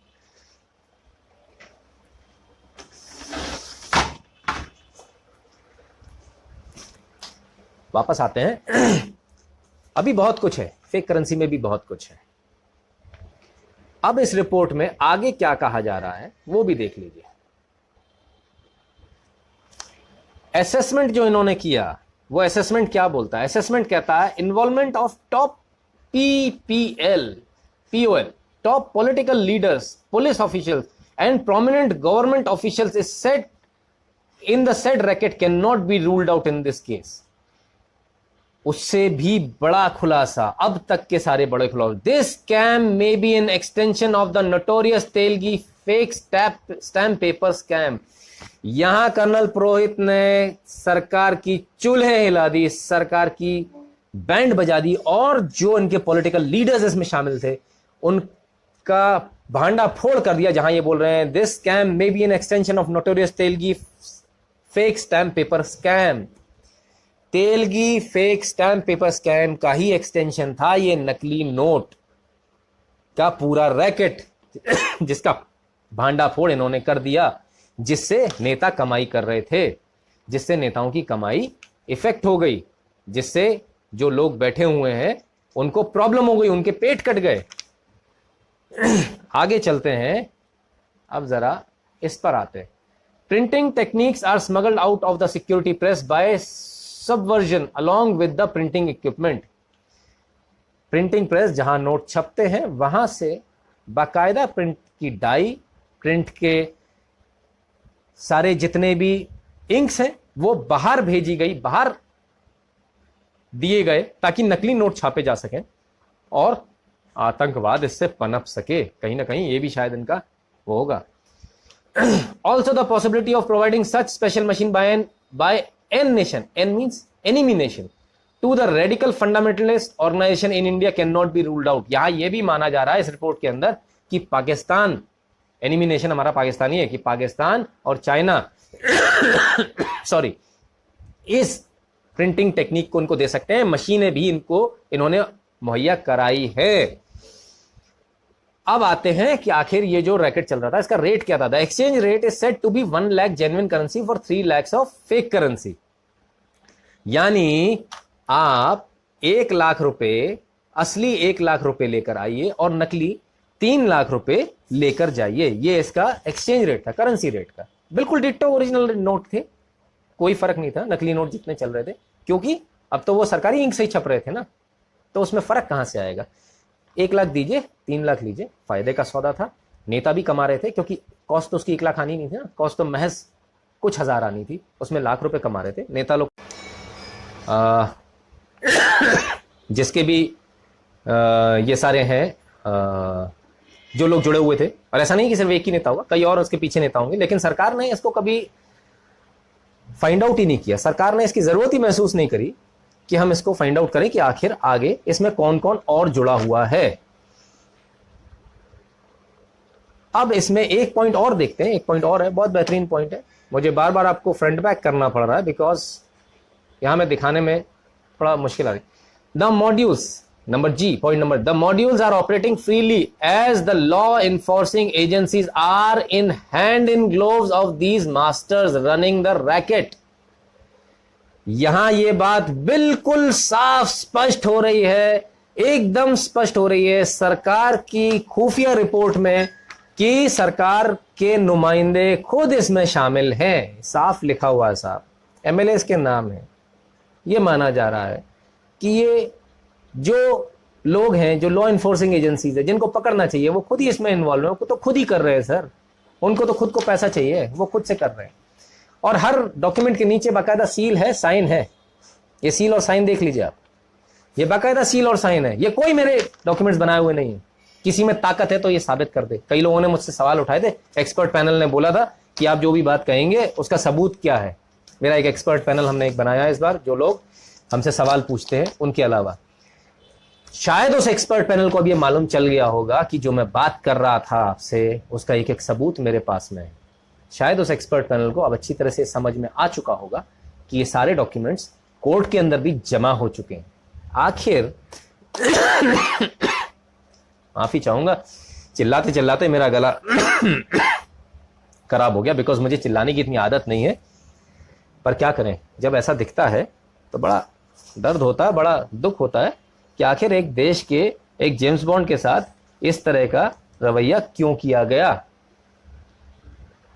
ऐसी कौन सी जरूरत आ गई थी, ऐसी कौन सी जरूरत आन पड़ी थी कि एक सर्विंग लेफ्टिनेंट कर्नल को आतंकवादियों से भी बुरी तरह से मारा पीटा जा रहा था, उसको चीर फाड़ दिया गया, और उसके बाद आपने उसको मेडिकल असिस्टेंस देने से मना कर दिया। कोर्ट में जाते हैं तब जाके मेडिकल असिस्टेंस मिलती है। ऐसी कौन सी नौबत आ गई थी कि 2007 से जब वो आदमी लगातार एक्सपोज कर रहा था, कॉन्फिडेंशियल रिपोर्ट भी है मेरे पास लेफ्टिनेंट कर्नल पुरोहित की, और लगातार उसकी कॉन्फिडेंशियल रिपोर्ट में ये बात बार बार आ रही है, ही is a patriot, his integrity is beyond doubt. वो एक राष्ट्रवादी है, उस पर किसी भी प्रकार का शक नहीं किया जा सकता। ये साफ आ रहा है कॉन्फिडेंशियल रिपोर्ट में, बार बार आ रहा है। इसके अलावा कर्नल पुरोहित पर जब कोर्ट ऑफ इंक्वायरी हुई थी, जब सेना की कोर्ट ऑफ इंक्वायरी हुई थी, 60 लोग कर्नल पुरोहित के खिलाफ गवाही देने के लिए आए थे। 59 सर्विंग आर्मी ऑफिसर्स ने कर्नल पुरोहित के फेवर में बयान दिए थे। कर्नल पुरोहित को पाक साफ बताया था, यह बताया था कि हमें कर्नल पुरोहित के सारे मूवमेंट्स मालूम थे, सरकार को कर्नल पुरोहित के सारे मूवमेंट्स मालूम थे। सिर्फ एक आदमी ने पूरी कोर्ट ऑफ इंक्वायरी में, सेना की कोर्ट ऑफ इंक्वायरी में सिर्फ एक आदमी ऐसा था जिसने कर्नल पुरोहित के अगेंस्ट में बयान दी, और वो थे कर्नल श्रीवास्तव। पता नहीं कौन सी भैंस खोल ली थी लेफ्टिनेंट कर्नल पुरोहित ने कर्नल श्रीवास्तव की, वो उसके दुश्मन हो बैठे थे। और कोर्ट ऑफ इंक्वायरी ने यह माना कि कर्नल श्रीवास्तव ने फोर्ज डॉक्यूमेंट तैयार किए। कर्नल श्रीवास्तव ने जब फोर्ज डॉक्यूमेंट तैयार किए तो कोर्ट ऑफ इंक्वायरी ने उन्हें निकालकर बाहर क्यों नहीं फेंक दिया गया। इससे भी बड़ी बात बताता हूं, जब कोर्ट ऑफ इंक्वायरी हो रही थी तो कर्नल पुरोहित ने बोला कि मुझे अपना पक्ष रखने के लिए कर्नल श्रीवास्तव को बतौर गवाह मुझे वो कटघरे में चाहिए, मुझे उनसे कुछ सवाल करने हैं। कोर्ट ऑफ इंक्वायरी ने यह कहकर खारिज कर दिया उनका यह पक्ष कि वो आपसे सीनियर है, आप उनसे सवाल नहीं पूछ सकते। इतने सब अत्याचारों के बावजूद भी पेपर चीख चीख कर कह रहे थे, पेपर चिल्ला चिल्ला कर कह रहे थे कि कर्नल पुरोहित, लेफ्टिनेंट कर्नल श्रीकांत पुरोहित बेगुनाह है। लेफ्टिनेंट कर्नल श्रीकांत पुरोहित नेशनलिस्ट है, नेशनल कर्नल श्रीकांत पुरोहित एक राष्ट्रवादी है, वो देश के लिए अपनी जान हथेली पर रखकर घूम रहा है। नेशनलिस्ट है, किसी भी समय मर सकता है। आतंकवादियों के बीच में आतंकवादी बनकर घुसकर वो देश के लिए मदद कर रहा है, बार बार एक्सपोज कर रहा है। लेकिन उस एक्सपोज से प्रॉब्लम हो रही थी ना साहब, उन एक्सपोजेस से, कर्नल पुरोहित के एक्सपोजेस से नकली नोटों का भांडा फोड़ हो गया, पूरा सिस्टम बंद करना पड़ गया। धंधा हमारा मारा गया ना। तो ऐसे कर्नल को तो यही करना चाहिए जो किया। क्या गलत किया? जिस कर्नल पुरोहित की वजह से हमारा वोट बैंक इफेक्ट होने लगा, जब सिमी बैन हमको करना पड़ा, उस कर्नल पुरोहित के साथ यही किया जाएगा जो किया गया। जिस कर्नल पुरोहित की वजह से एक हिंदू आतंकवाद, भगवा टेरर की थ्योरी रिस्क में आ गई, उसने पहले ही बता दिया ये लोग आने वाले हैं, आप इनको रोक लीजिए, उसको उठाकर अंदर डाल दिया, बोले आप ना रहेगा बांस ना बजेगी बांसुरी। ये स्थिति है, उसको अंदर डाल दिया आपने। उसके बाद में बम धमाके होते हैं, तिलक लगा के कलावा बांध के आते हैं। क्या साहब गजब के हिंदू आतंकवादी हैं। जितने लोग ये कलावा बांधते हैं सब आतंकवादी, मैं तो कहता हूं। अब ठीक है साहब, अब खुश हैं। आज आपका भांडाफोड़ हो चुका है देश के सामने। मैं ये भांडाफोड़ आज से 1 साल पहले भी हल्की फुल्की भाषा में अपनी फेसबुक पोस्ट पर कर चुका हूं। 1-1.5 साल पहले इतनी बुरी तरह से नहीं किया था, उसका कारण था, मुझे मालूम था यदि मैं भांडाफोड़ पूरी ताकत के साथ कर दूंगा तो हो सकता है कर्नल पुरोहित पर इसका उल्टा इफेक्ट हो जाए, हो सकता है लेफ्टिनेंट कर्नल पुरोहित की जान पर बनाए, हो सकता है कर्नल पुरोहित को जेल के अंदर ही मार दिया जाए, ये कहकर कि वो किसी क्रिमिनल से उलझ गया और उसने उसका गला दबा दिया। ये बहुत आसान है साहब, होता है, और ये कभी सामने नहीं आता। उसके बाद ये सच सामने नहीं आता। मैं इंतजार कर रहा था कर्नल पुरोहित की जमानत का। जमानत के बाद मैं आप लोगों की तरह मैंने एक भी पोस्ट नहीं डाली फेसबुक के ऊपर कि कर्नल पुरोहित की जमानत हो गई, वाह वाह, क्योंकि मुझे मालूम था यदि मैं ऐसा करूंगा, यदि मैं इसको डाउन प्ले नहीं करूंगा, यदि मैं इसको दबाऊंगा नहीं, तो जेल में बाहर आने से पहले ही मीडिया इतना ट्रायल कर देगा, मीडिया इतना प्रेशर बना देगा कि कर्नल पुरोहित की बेल कैंसिल हो जाएगी। इसलिए मैंने इसको डाउन प्ले किया। मैंने पूरा इंतजार किया कर्नल पुरोहित रिहा हो जाए, रिहा होने के बाद सेफ हैंड्स में, जो उनकी माँ है, जो आर्मी उनकी माँ है, जो उसे वो अपनी फैमिली मानते, उस फैमिली में पहुंच जाए। उस फैमिली में पहुंचने के बाद आज जब वो सेफ है, आज कर्नल पुरोहित पर चिड़िया भी पर नहीं मार सकती, इतनी सिक्योरिटी में आज वो है। आप उनसे बात तक नहीं कर सकते, उनके बारे में कोई इंफॉर्मेशन आप नहीं ले सकते। आज सेना उनको इतनी सिक्योरिटी में रखे। क्यों रखे? अपनी गोदी में क्यों बैठाया सेना ने? सेना को मालूम है उनका जाबाज सिपाही है। सेना को मालूम है इस आदमी ने देश के लिए अपनी टांग तोड़वा ली, देश के लिए अपनी जान हथेली पे रखकर आतंकवादियों के बीच में आतंकवादी बनकर घुसा ये आदमी। इसीलिए सेना उसके साथ है ना। आपको लगता है भारत की सेना किसी आतंकवादी को लेने के लिए अपनी जीप भेजेगी? आपको लगता है हजारों लोग सस्पेंड होते हैं, किसी का सस्पेंशन 1 दिन के अंदर रिवोक होकर उसे वापस आर्मी इंटेलिजेंस में भेज दिया जाएगा? आज कर्नल पुरोहित वापस उसी यूनिट में जिस यूनिट में वो थे। और अब सरकार बदल गई। पिछली सरकारों से हमें कोई उम्मीद नहीं थी। इस सरकार से हम ये नहीं कह रहे आप हमारा फेवर करो, हमारा नहीं, आप किसी का फेवर मत करो, आप न्याय दो। आप वो न्याय दो जो न्याय मिलना चाहिए। ये इस तरह से देश चलेगा क्या? ऐसी होगा क्या? एक भारत के जासूस को आप इस तरह से डबल क्रॉस करेंगे? एक नहीं साहब, आपने तो 17 को कर दिया। सुधीर चतुर्वेदी, आपने उसको फंसा दिया। इसके साथ में सेना के 7 और लोगों को फंसा दिया, उनकी जमानत नहीं हुई, कई लोगों की, इसलिए नाम नहीं ले रहा हूं। फिर उनके ऊपर आ जाएगा, वो लोग बोलेंगे कि भाई ये तो पहले ही मैटर हाईलाइट हो गया, हम इसकी जमानत नहीं देंगे। सारे पेपर, सारे डॉक्यूमेंट्स ये मुंह पर मारने लायक हैं सरकार के। जी हां, मुंह पर मारने लायक है। मैं कहता हूं क्या कर रही थी सरकार 2014 से आने के बाद में? किस चीज का वेट हो रहा था? क्या ये डॉक्यूमेंट्स इससे पहले जजेस को देखे नहीं?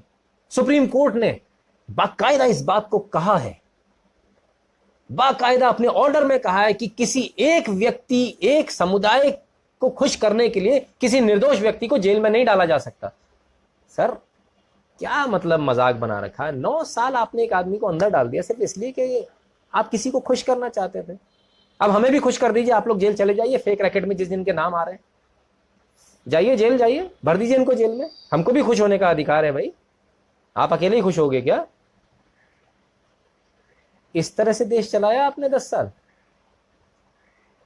कौन है जो हिंदू आतंकवाद की थ्योरी के पीछे इतना पागल हो गया था? आपको एक समुदाय विशेष के लिए आप इतने पागल हो गए कि 130 करोड़ की जनता के साथ आपने दोगलाई कर दी। मैंने आज आपको सबसे पहले स्टार्टिंग में एक फोटो दिखाई थी, गणपति बप्पा मोरिया की फोटो दिखाई थी, एक व्यक्ति की, जो फिर से दिखा देता हूं, जो गणपति बप्पा की आरती कर रहा है। ये देखिए, ये फोटो देखिए, और ये ऊपर देखिए, शेख जफर शेख, मुसलमान, ये इस देश का मुसलमान है साहब। ये हिंदू को आतंकवादी कहने से खुश नहीं होता? ये तो हिंदू के त्यौहार मनाता है, साथ में हमारे साथ में मनाते हैं। और ये एक नहीं है, ऐसे हजारों मुसलमान हैं। आप किसको खुश करने चले थे सर? सर आप मुसलमानों को खुश करने नहीं चले थे। इस देश का 20-25 करोड़ मुसलमान आपकी इन हरकतों से खुश नहीं होता। हाँ, वो 10-20 हजार आतंकवादी मानसिकता वाले शायद जरूर खुश हो जाते होंगे आपसे, जिनके खिलाफ में 60-60 वारंट पड़े, आप उनको नहीं पकड़ पा रहे। 60-60 वारंट वालों को आप नहीं पकड़ पा रहे, उनके खिलाफ आपको कुछ करने की हिम्मत नहीं है। अब सवाल उठता है, मेरे एक्सपर्ट पैनल ने कुछ सवाल पूछे थे। उन्होंने कहा यदि ऐसा हो रहा था तो संघ क्या कर रहा था, आरएसएस क्या कर रहा था? बिल्कुल साहब, आपका सवाल बहुत अच्छा था। मेरे एक्सपर्ट पैनल को मैं सलाम करता हूं, आपने बहुत अच्छा मुद्दा दिया। आरएसएस ये कर रहा था साहब कि इनकी तो मंशा ही यही थी, इनकी तमन्ना ही यही थी, कैसे ना कैसे ये इनके इन प्रकार आरएसएस इस में डिफेंड करने आ जाए। और इसीलिए इन्होंने बाकायदा आरएसएस के एक लीडर, बीजेपी के एक लीडर का नाम इसमें फंसा दिया, इंद्रेश कुमार, राज्यसभा एमपी और आरएसएस के मुस्लिम राष्ट्रीय मंच के देखरेख करता धरता। अब उनका नाम क्यों फंसाया गया? हिंदू आतंकवाद की थ्योरी तो एक अलग थी, इनका नाम क्यों फंसाया? इनका नाम इसलिए फंसाया गया क्योंकि मुस्लिम से इन्होंने अच्छी पैठ बना ली। पहले इन्हें लग रहा था मुस्लिम राष्ट्रीय मंच नहीं चलेगा, लेकिन चल गया और मुस्लिम से इसमें जुड़ने लगे, मुसलमान जुड़ने लगे। जब इन्हें लगा कि ये तो आफत हो गई, अब कैसे करें, तो इसका करता धरता कौन है? इंद्रेश कुमार। इंद्रेश कुमार को फंसा दो और इसको जेल में सड़ा दो, ये इनकी थ्योरी थी। और मैं एक बात बताऊं, आरएसएस कभी भी आरएसएस का कोई भी व्यक्ति कानून से हटकर बात नहीं करता। वो कभी नहीं कहते कानून तोड़ो। तो जब कानूनी रूप से इनकी अरेस्ट हुई तो आरएसएस ने दूरी नहीं बनाई, आरएसएस ने कानून में विश्वास जताया। और कानून में विश्वास जताने का नतीजा यह है कि 9 साल की देरी हुई, बेगुनाह लोग 9-9 साल पड़े रहे जेल में, लेकिन अब धीरे धीरे सब छूट रहे हैं। और धीरे धीरे छूट कर ये सब जब बाहर आ रहे हैं तो सारी सच्चाई भी बाहर आ रही है। आज ये लोग जो बाहर हैं, किसी ने बोला किसकी वजह से बाहर है, मैंने कहा आरएसएस की वजह से। एक्सपर्ट पैनल ने बोला ओहो, तो आप ये मानते हैं कि आरएसएस ने दबाव बनाया सरकार पर, अदालत पर दबाव बनाया? नहीं साहब, आरएसएस ने दबाव ना सरकार पर बनाया ना अदालत पर बनाया। आरएसएस अपनी ट्रेनिंग देती है, अपनी ट्रेनिंग इतनी अच्छी देती है कि वो आपको इतना सुदृढ़ कर देती है, संघ आपको इतना सुदृढ़ कर देता है कि आप जब कभी किसी मुसीबत में फंसे तो अपने दम पर, अपनी इच्छा शक्ति पर आप उस मुसीबत से बाहर आ सकें। इन लोगों को इतना मारा पीटा गया, सबको, किसी ने भी झूठ नहीं कबूला। हम और आप होते शायद हम कहते थे भैया कहां साइन करने बता दो यार, जान छोड़ो हमारी। लेकिन ये आरएसएस के सिद्धांत थे, आरएसएस की ट्रेनिंग थी। इनमें से एक भी आदमी झूठ को उसने कबूल नहीं किया और अंत तक मरते रहे, पिटते रहे। सब कुछ इनके अंदरूनी पार्ट इनकी बॉडी के खराब कर दिए गए, सब कुछ इनके साथ किया गया। इसके बावजूद ये डिगे नहीं। यही आरएसएस की ट्रेनिंग। जब मैं कहता हूं ये अगर आज बाहर है तो आरएसएस की वजह से, इसका मतलब ये है। पूरी स्टोरी आपने सुनी, सारा कुछ सुना, सारे डॉक्यूमेंट्स मैंने आपको दिखाए। ये डॉक्यूमेंट्स मेरे पास भी है। कई सारे लोग बोल रहे हैं सर डॉक्यूमेंट्स दे दीजिए। सॉरी सर, डॉक्यूमेंट्स कोशिश करूंगा, मैं थोड़ा अपने लॉयर से कंसल्ट करूंगा, यदि संभव हुआ तो ऑनलाइन करूंगा, नहीं संभव हुआ तो नहीं करूंगा। बिकॉज ये जो डॉक्यूमेंट्स हैं ये आर्मी के डॉक्यूमेंट्स हैं, ये भारतीय सेना के डॉक्यूमेंट्स हैं। मैं इनको इस तरह से वायरल या लाइव नहीं कर सकता हूं। एक बार फिर आप सबसे गुजारिश करता हूं, आप मेरा टॉक शो देख रहे हैं, यदि इस टॉक शो में आपको अच्छा लगता है तो मेहरबानी करके जस्टिस फॉर, जो भी कमेंट आप करें, जस्टिस फॉर पुरोहित हैशटैग उसमें यूज करें, हैशटैग यूज करें एक्सप्लोजिव एक्सपोज, हैशटैग यूज करें टॉक शो। ये मेरा टॉक शो है और आप देख रहे हैं और लगातार मैंने इसमें एक्सपोज किया। इससे पहले भी जब मैं पहली बार लाइव आया था तब मैंने हिंदू आतंकवाद की थ्योरी पर, जो 2 आतंकवादी समझौता एक्सप्रेस ब्लास्ट के जो मुख्य आरोपी थे जिनको सरकार ने छोड़ दिया, उन पर मैंने वो लाइव किया था। वो मेरा पहला लाइव था, आप उसको देख सकते हैं। उसी कड़ी में दूसरा लाइव है। आज का लाइव का शीर्षक तो होना चाहिए था आतंकवादी संघ। जिस प्रकार से संघ को आतंकवादी बनाने पर तुल गए थे, हिंदुओं को आतंकवादी बनाने पर तुल गए थे, आज इस बात का एक्सपोज मैंने आपके सामने किया है। आप लोग स्पेस मत दीजिए। हैशटैग जब यूज करते हैं उसमें स्पेस नहीं दी जाती, हैशटैग सीधा होता है और वो बोल्ड अक्षरों में आ जाएगा। जस्टिस फॉर पुरोहित जब आप लिखते हैं तो FOR फॉर नहीं, फोर यूज कीजिए, और जस्टिस फॉर कोई स्पेस नहीं देना, बिना स्पेस के चलेगा। हाँ, अंकिता भदौरिया जी ने बिल्कुल सही हैशटैग यूज किया है। आप सब ने मेरा ये लाइव शो देखा, मैंने आप सबसे बातचीत, मैंने पहले ही बताया लाइव का मतलब ही नहीं होता मैं अपनी बात कहूं, मैं आपकी बात सुनूं। अब आप सबके सवाल लेने के लिए मैं तैयार हूं। एक्सपर्ट्स पैनल के भी सवाल मेरे पास खत्म हो चुके हैं, आप सब अपने सवाल मुझसे कर सकते हैं। जो आपको इसमें लगता है कहां गलती है, जो इस बात को, मेरी बात को झुटला सकता है, मैं उसका स्वागत करता हूं। आप प्लीज आइए और मेरी इस बात को झुटलाने का प्रयास कीजिए, कोशिश कीजिए। अब तो आप नहीं कर पाएंगे क्योंकि अब तो सुप्रीम कोर्ट ने भी मान लिया है। राजेश शर्मा जी, मेरे साथ मत होइए, सिर्फ कर्नल पुरोहित के साथ होइए, इस देश के साथ होइए, इस देश के जाबाज सिपाही के साथ होइए, इस देश के जेम्स बॉन्ड के साथ रहिए। ये लोग वो लोग हैं जो गद्दारी करने से नहीं चूक रहे। ये लोग वो लोग हैं जिन्हें देश के साथ गद्दारी करने में शर्म नहीं आई। ये लोग वो लोग हैं जिन्होंने इस देश का खाया और इस देश की थाली में ही छेद कर दिया, नकली नोट चलाए। ये लोग वो लोग हैं जिन्होंने इस देश का जितना बुरा हो सकता था वो किया। मुझे किसी पार्टी, किसी आदमी से शिकायत नहीं है, मुझे शिकायत इस सिस्टम से है। सेना को पता था, कोर्ट ऑफ इंक्वायरी में वो बरी हो गया। माय लॉर्ड, आप क्या कर रहे थे? आपको भी तो दिखे होंगे ना। ये पेपर आज मेरे पास में है, 1.5 साल से मेरे पास में है सर, उससे भी पहले से हो सकते हैं, आपके पास तो मेरे से भी पहले होंगे। आपने क्या किया सर? आपने इसको क्यों नहीं देखा? आपने मेरिट डिसाइड नहीं करी क्या केस की? क्या इस पर एक SIT नहीं बननी चाहिए? इनकी जवाबदेही तय नहीं होनी चाहिए क्या? माय लॉर्ड, आप मेरे लॉर्ड हैं, मैंने मान लिया, मैं तो मानता हूं सर। आप तो मेरे को भी सजा दे देते हैं, फर्जी केस में मेरे को भी इंप्लीकेट कर देते हैं। बट माय लॉर्ड, मेरा सिर्फ इतना सा कहना है, सर प्लीज मेरिट तो देख लीजिए। सर प्लीज मेरिट देखिए, ऐसा ना हो मेरे जैसा आदमी इसके बाद दोबारा से लाइव आए, आपके केस लेकर ना आए। मुझे चिंता नहीं है मेरे ऊपर क्या केस करेंगे, मुझे मालूम है आप ज्यादा से ज्यादा मेरे ऊपर कंटेम्प्ट ऑफ कोर्ट लगा देंगे, इससे ज्यादा कुछ नहीं कर पाएंगे। मुझे मालूम है आपके अंदर बहुत ताकत है, आप मुझे जेल में सड़ा देंगे मेरी बाकी बची हुई जिंदगी। कर्नल पुरोहित के साथ कर दिया साहब आपने, 9 साल कर दिया। आप इसे न्याय बोलते हैं? आप खुद ही कहते हैं न्याय का मंदिर है। सर ये कैसा मंदिर है जिसमें भगवान सो रहा है? सर ये कौन सा भगवान है जो आंख बंद करके सो रहा है? घंटियां बजा रहे हैं हम, ये डॉक्यूमेंट्स की घंटियां बजा रहे हैं सर। आपको सुनाई नहीं दिया? सर मेरिट डिसाइड नहीं करी आपने?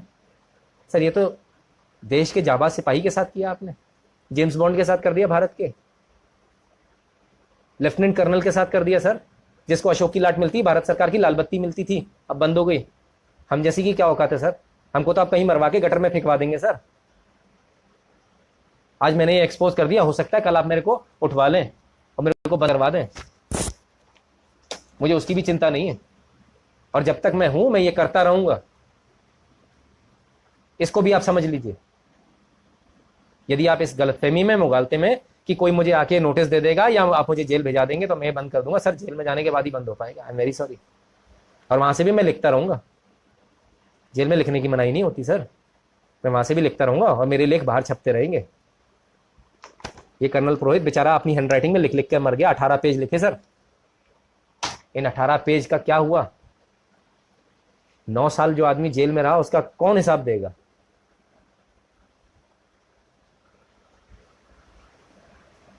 बिल्कुल sir, government has intention to bring it into action, definitely sir. Action बिल्कुल होना चाहिए। आप लोगों के सवाल ले लेता हूं, बहुत देर से लाइव चल रहा है। पेशी चक जी कहते हैं, Nitin ji you done a tremendous job, hats off to you, but my question is can we take an action on all guilty including Abu Azmi? Yes sir, बिल्कुल। I will be filing a PIL on these very facts. इन facts के आधार पर ही मैं PIL file करूंगा। मैं PIL file करूंगा कि कर्नल श्रीवास्तव के ऊपर सेक्शन 467, 468 और 420 के तहत कार्रवाई की जानी चाहिए। उन्हें अरेस्ट करके 7-7 साल की जो सजा है वो उनको दी जानी चाहिए। कोर्ट ऑफ इंक्वायरी में वो इस बात को एक्सेप्ट कर चुके हैं, उन्होंने ये गलती करी है, उन्होंने खुद ने काट के किया और उनके साइन है। अदालत के लिए कुछ लोगों ने जो शब्द लिखे हैं वो मैं उनसे आशा करता हूं वो अपने या तो कमेंट डिलीट कर ले या एडिट कर ले। अदालत की अवमानना करने का हमारा कोई उद्देश्य नहीं है। अदालत की गाली, अदालत को गाली देने का हमारा कोई उद्देश्य नहीं है। हमारा उद्देश्य सर सिस्टम को सुधारना है। जो 5 करोड़ 2.5 करोड़ 3 करोड़ कितने केस पेंडिंग पड़े हैं सर, उनको सुलटा लीजिए, वो भी सिस्टम सुलझ जाएगा। मेरे भी 2-4 केस है, मेरे भी निपट जाएंगे सर। इस तरह से एक बेगुनाह आदमी को यदि आप अंदर डालेंगे सर, तो सर कैसे विश्वास रहेगा मुझे कानून में? मैं आपसे पूछता हूं सर, हाथ जोड़कर पूछता हूं, क्या मुझे विश्वास हो जाएगा इस देश की न्याय व्यवस्था में? और इस शो को देखने के बाद कितने लोगों को विश्वास हो जाएगा सर? सर ये कौन सी बात है कि लठ मार के आप हमसे मनवाओगे कि विश्वास करो? सर हाथ जोड़ के निवेदन है, आप काम अच्छा कीजिए, लोग विश्वास करना शुरू कर देंगे, वरना विश्वास खत्म हो जाएगा सर। जुडिशरी पे वैसे भी बहुत कम लोग विश्वास करते हैं, लोग बाहरी मैटर निपटा लेते हैं, चाहे जैसे भी निपटे। चलिए आगे चलता हूं। कुछ सवाल अगर आप लोगों के, तो आप लोग मेरे से सवाल पूछ सकते हैं।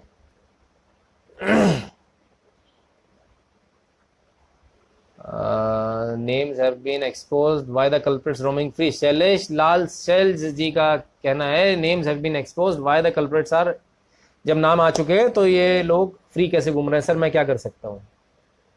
सरकार को रिपोर्ट दी गई, सरकार ने एक्शन ही नहीं लिया, सरकार ने एफआईआर ही नहीं करी।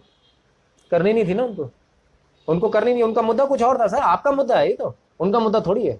उनका मुद्दा तो आपको फंसाना था। आप आतंकवादी हो, फालतू बात करते हो, हटिए। शैलेश लाल जी आप आतंकवादी हैं, आपसे कोई बात नहीं करनी है, ऐसा ही सरकार का कहना था उस समय। नितिन जी, रविंद्र दीक्षित जी कहते हैं नितिन जी माय लॉर्ड तो उसी मानसिकता के बैठाए गए हैं, ऐसा न्यायमूर्ति नहीं होना जिनके सीनियर। बिल्कुल सही, ऐसा न्यायमूर्ति नहीं है। अंकल जज एक बहुत बड़ा एक्सपोज था।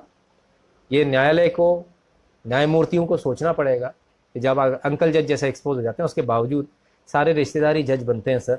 आज भी ये चीज़ है। क्या मुझे इस पर भी एक लाइव करना पड़ेगा क्या? फिर आप कहेंगे अदालत की अवमानना हो गई, इसको जेल में डाल दो। ये आदमी अपने आप को बहुत बड़ा नेता समझने लगा है। सर नेता नहीं हूँ, किसी पॉलिटिकल पार्टी से मेरा एफिलिएशन नहीं है, मैं प्राइमरी मेंबर नहीं हूँ किसी पॉलिटिकल पार्टी का, किसी संगठन से मेरा कोई लेना देना नहीं है। संघ की बीच में बात आई थी, बता देता हूँ, संघ का प्राइमरी मेंबर भी नहीं हूँ सर मैं, मेरा कोई लेना देना नहीं है संघ से।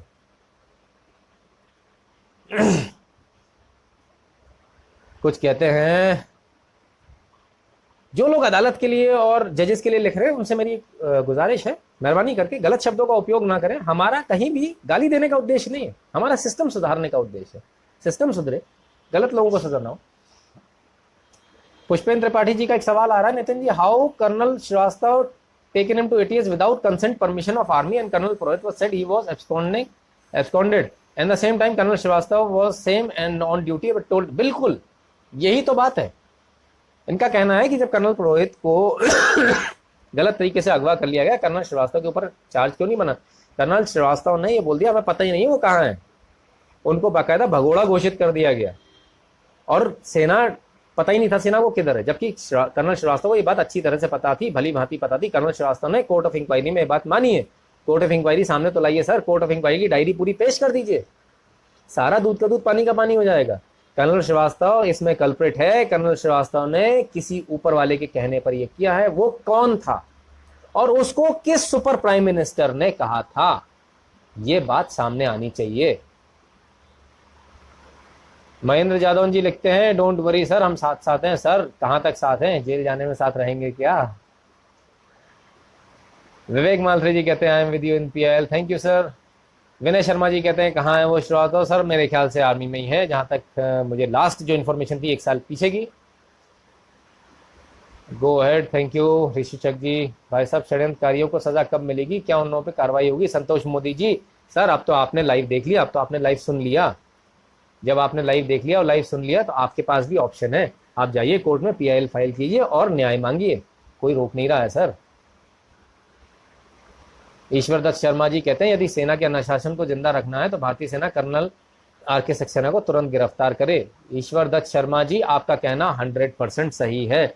यदि ये नहीं होता है, यदि ये ऐसा नहीं करते हैं, तो भारतीय सेना के छोटे से छोटे जवान का मनोबल न सिर्फ टूटेगा, उसका विश्वास अपने सीनियर से खत्म हो जाएगा। और जब वो ऑर्डर देगा तब वो ऑर्डर को न सिर्फ लिखित में लेगा बल्कि उसको वेरीफाई करने पहले कमांड ऑफिस जाएगा। यानी अब तो ऐसा हो जाएगा कि जब सामने दूसरे देश की, दुश्मन देश की सेना खड़ी है, तब ये कहा जाएगा नहीं साहब पहले तो मैं ऑर्डर देखूं, मेरा ऑर्डर है कि नहीं है मुझे मार्च करने का, कि मैं वहां जाऊं या ना जाऊं, आप मुझे फंसा दोगे। नीरज गोयल जी कहते हैं सबसे पहले श्रीवास्तव को सजा हो। बिल्कुल साहब, बिल्कुल सजा होनी चाहिए, हम भी यही कहते हैं। मैंने इसीलिए आपको कहा क्या आज राष्ट्रवादी सरकार आदमी जैसे अन्य गद्दारों के खिलाफ कार्रवाई करेगी, क्या मालूम सर। सरकार पे क्यों बैठे हैं, कोर्ट चलते हैं ना, न्याय मांगते हैं, हो सकता है मिल जाए, किसको मालूम, हो सकता है ना मिले। हम सरकार के भरोसे क्यों बैठे रहते हैं, पिछली सरकार के भरोसे बैठे, अब इस सरकार के भरोसे बैठना चाहते हैं, बस सरकार के भरोसे ही बैठे रहेंगे सर, कुछ नहीं होगा, भूल जाइए, मैं इसमें विश्वास नहीं रखता। हम कोर्ट जाएंगे और अपना हक के लिए लड़ेंगे, और जरूरत पड़ी तो इसके लिए एक आंदोलन भी करेंगे। जी हाँ, आंदोलन भी करेंगे, सड़कों पे भी उतरेंगे। आपको बुरा लगता है माय लॉर्ड, बुरा लग जाए, हमें इससे मतलब नहीं है, हमें आपके अच्छे और बुरे से फर्क नहीं पड़ता सर, हमें न्याय से फर्क पड़ता है। जो राजा न्याय ना दे पाए वो राज करने लायक नहीं होता। और आप लोग न्यायमूर्ति की सीट पर बैठे, आप भगवान हैं, हम माय लॉर्ड कहते हैं आपको, न्याय का मंदिर है सर, थोड़ी कम से कम थोड़ी तो इज्जत रख लीजिए उसकी।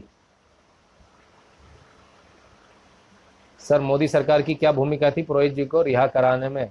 हर्षल जी, मोदी सरकार की इसमें संभवतः मुझे नहीं लगता कोई भूमिका थी या नहीं थी, ना उस पर कमेंट करना चाहूंगा, क्योंकि सरकार अभी मोदी सरकार है और इस सरकार में वो रिहा हुए हैं, तो डेफिनेटली शायद उन्होंने पेपर्स देखे होंगे, शायद उन्होंने ये पाया होगा कि ये नहीं है, शायद हो सकता है कुछ भूमिका रही हो। एक भूमिका बहुत अच्छी रही जो मैं आपको बता दूं, मोदी सरकार की भूमिका से याद आ गया, सरकार की एक बहुत बड़ी भूमिका रही, सरकार ने जजेस को नहीं बोला, जजेस को नहीं बोला कि आप इनको छोड़ दीजिए, कुछ नहीं बोला। सरकार ने ये जो आरटीआई जो 2012 में जिसको निकाल के फेंक दिया गया था, कर्नल पुरोहित को जो डॉक्यूमेंट्स नहीं दिए जा रहे थे कि आपके ऊपर क्या चार्जेस हैं, ये उन्हें नहीं बताया जा रहा था। मनोहर पारीकर जी ने जब रक्षा मंत्री बने, जब इनकी वाइफ उनसे मिली, तब उन्होंने आरटीआई को न सिर्फ एक्सेप्ट किया बल्कि उनको वो डॉक्यूमेंट्स भी दिए, वो डॉक्यूमेंट्स जो दे सकते थे, वो डॉक्यूमेंट्स उन्होंने सेना को देने के लिए आदेशित किया, और इन्हीं डॉक्यूमेंट्स की बदौलत आज कर्नल पुरोहित को जमानत मिली है। जी हां, अब ये आपको डिसाइड करना है कि इसमें मोदी सरकार का कितना हाथ है, कितना नहीं है। सच्चे डॉक्यूमेंट्स देने के बाद ही ये निकलेंगे। योगेश सोलंकी जी कहते हैं भाई साहब अभी कर्नल श्रीवास्तव की कार्रवाई चल रही है क्या। नहीं, बिल्कुल कोई कार्रवाई नहीं चल रही साहब, कोई कार्रवाई नहीं। कोलेजियम भारतीय लोकतंत्र के लिए बदनुमा धब्बा है। सर कोई कमेंट नहीं करूंगा, अदालत का मैटर है, आप जानते हैं मैंने वैसे ही अभी इतना कुछ कह दिया है, उठा के मुझे तो अंदर कर देंगे, क्यों मेरे से कहलवाना चाहते हैं कुछ भी। कोलेजियम सिस्टम गवर्नमेंट का और उनके बीच की लड़ाई है, वही लड़े, हम लोग एक नॉर्मल आदमी हैं। राजन कटियार जी कहते हैं keep it up, I feel you should look for a big platform for this movement. Sir आप लोग मेरे साथ हैं, 4000 दोस्त हैं मेरे आज, 4000 प्लस, और कई लोग और भी देखते हैं।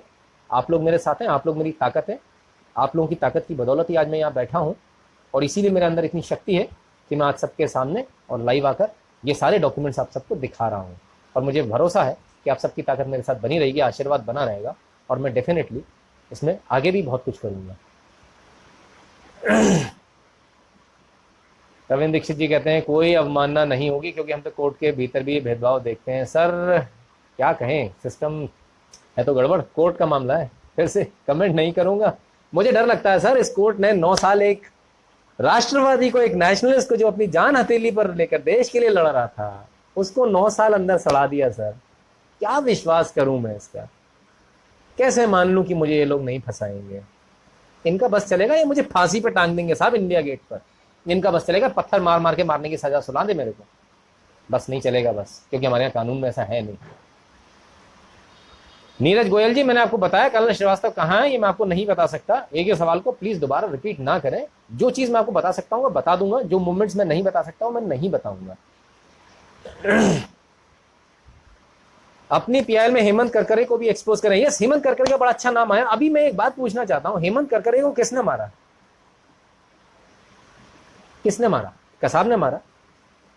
ऐसा तो नहीं कि कहीं हेमंत करकरे को इन्होंने पूरी थ्योरी बता दी हो, और हेमंत करकरे ने, क्योंकि एटीएस में थे और बाकायदा इसका इंटरोगेशन किया था लेफ्टिनेंट कर्नल पुरोहित का, तो कहीं हेमंत करकरे ब्लैकमेलिंग पोजीशन में तो नहीं आ गए थे, सरकार को ब्लैकमेल करने की पोजीशन में, कि आप मेरे लिए ये करो या आप मुझे ये करो, मुझे ये बनाओ या मुझे इतना पैसा दो, नहीं तो मैं एक्सपोज कर दूंगा आपको। तो कहीं ये डर तो नहीं लग गया था उस समय की सरकार को कि अगर ये जिंदा रहेगा तो हमारे लिए खतरा बना रहेगा, तो इसको एलिमिनेट तो नहीं कर दिया गया था। क्योंकि सरकार के एक नेता ने उस समय कहा था कि उनकी हेमंत करकरे से लगातार बातचीत होती है। एक बात तो साफ हो गई, हेमंत करकरे उस पार्टी विशेष से, उस नेता विशेष से कांटेक्ट में था वही नेता विशेष ने हेमंत करकरे को मरवा के, या उनकी पार्टी ने, मेरा सवाल है, ऐसा मैं ये कह नहीं रहा हूं करा है, ऐसा हो सकता है, कहीं ऐसा तो नहीं उन्होंने मरवा दिया, और उसके बाद वही जाके 26/11 आरएसएस की एक साजिश है किताब का लोकार्पण कर देते हैं, क्योंकि अब सबूत तो खत्म हो गए ना, जो निकल के आके कहेंगे कि ऐसा नहीं ऐसा था। ऐसा भी हो सकता है। ईश्वर दत्त शर्मा जी थैंक यू, जय हिंद कह रहे हैं। अतीब आनंद जी, क्या कर्नल पुरोहित की एसीआर लीक करना कोई अपराध है? बिल्कुल सर, कर्नल पुरोहित की एसीआर लीक करना एज पर रूल बिल्कुल आर्मी कंडक्ट रूल्स के तहत अपराध है, लेकिन एसीआर की क्योंकि पीआईएल में कॉपी दी गई है, उनकी वाइफ को कॉपी मिली है और ये सिर्फ अदालत के इस्तेमाल के लिए मिली गई है। एसीआर की कॉपी मेरे पास में है, एसीआर की कॉपी मेरे पास में है, सभी कुछ है, लेकिन मैं आपके सामने उसको साझा नहीं कर सकता। मनीष शुक्ला जी कहते हैं मीडिया का क्या रोल था? सर एक थोड़ा कड़ा शब्द इस्तेमाल करूंगा, आपके घर पे नाचने गाने वाले आते हैं, उनका क्या रोल होता है सर? ताली बजाना और मजे लेना। मीडिया का भी वही रोल है, उसे तो टीआरपी चाहिए सर, कुछ भी कर लीजिए। जिस कर्नल पुरोहित को कल तक गाली दे रहे थे, उस कर्नल पुरोहित की रिहाई की भी लाइव दिखाना शुरू हो गए अचानक से, क्योंकि टीआरपी चाहिए। समझ में आ रहा है ना, देश की जनता को समझ में आ रहा है। जब कर्नल पुरोहित फेक करेंसी सिमी अभिनव भारत तथा अन्य विषय पर उनके इनपुट ऑन रिकॉर्ड थे, तो फिर दिल्ली मुख्यालय से मुंबई ले जाने का षड्यंत्र से कर्नल श्रीवास्तव द्वारा सेना के ऑर्डर के साथ की गई छेड़छाड़ का रिकॉर्ड है। फिर जिस पुरोहित को सम्मान ले रहा सेना श्रीवास्तव खिलाफ कोई कार्रवाई करने जा रही है। विजय सिंह जी का सवाल है, क्या सेना कोई कार्रवाई करेगी? सर सेना क्या कार्रवाई करेगी क्या नहीं करेगी, ये सेना को सोचना है, हमको तो सिर्फ ये सोचना है कि हम इनको एक्सपोज किस तरह करें, एक आम जनता को ये बात कैसे मालूम चले। कर्नल पुरोहित को फंसाने वाले सभी लोग दोषी, जब सजा मिलेगी तो वह न्याय होगा, अन्य दोषियों उदाहरण बनेगा भविष्य में।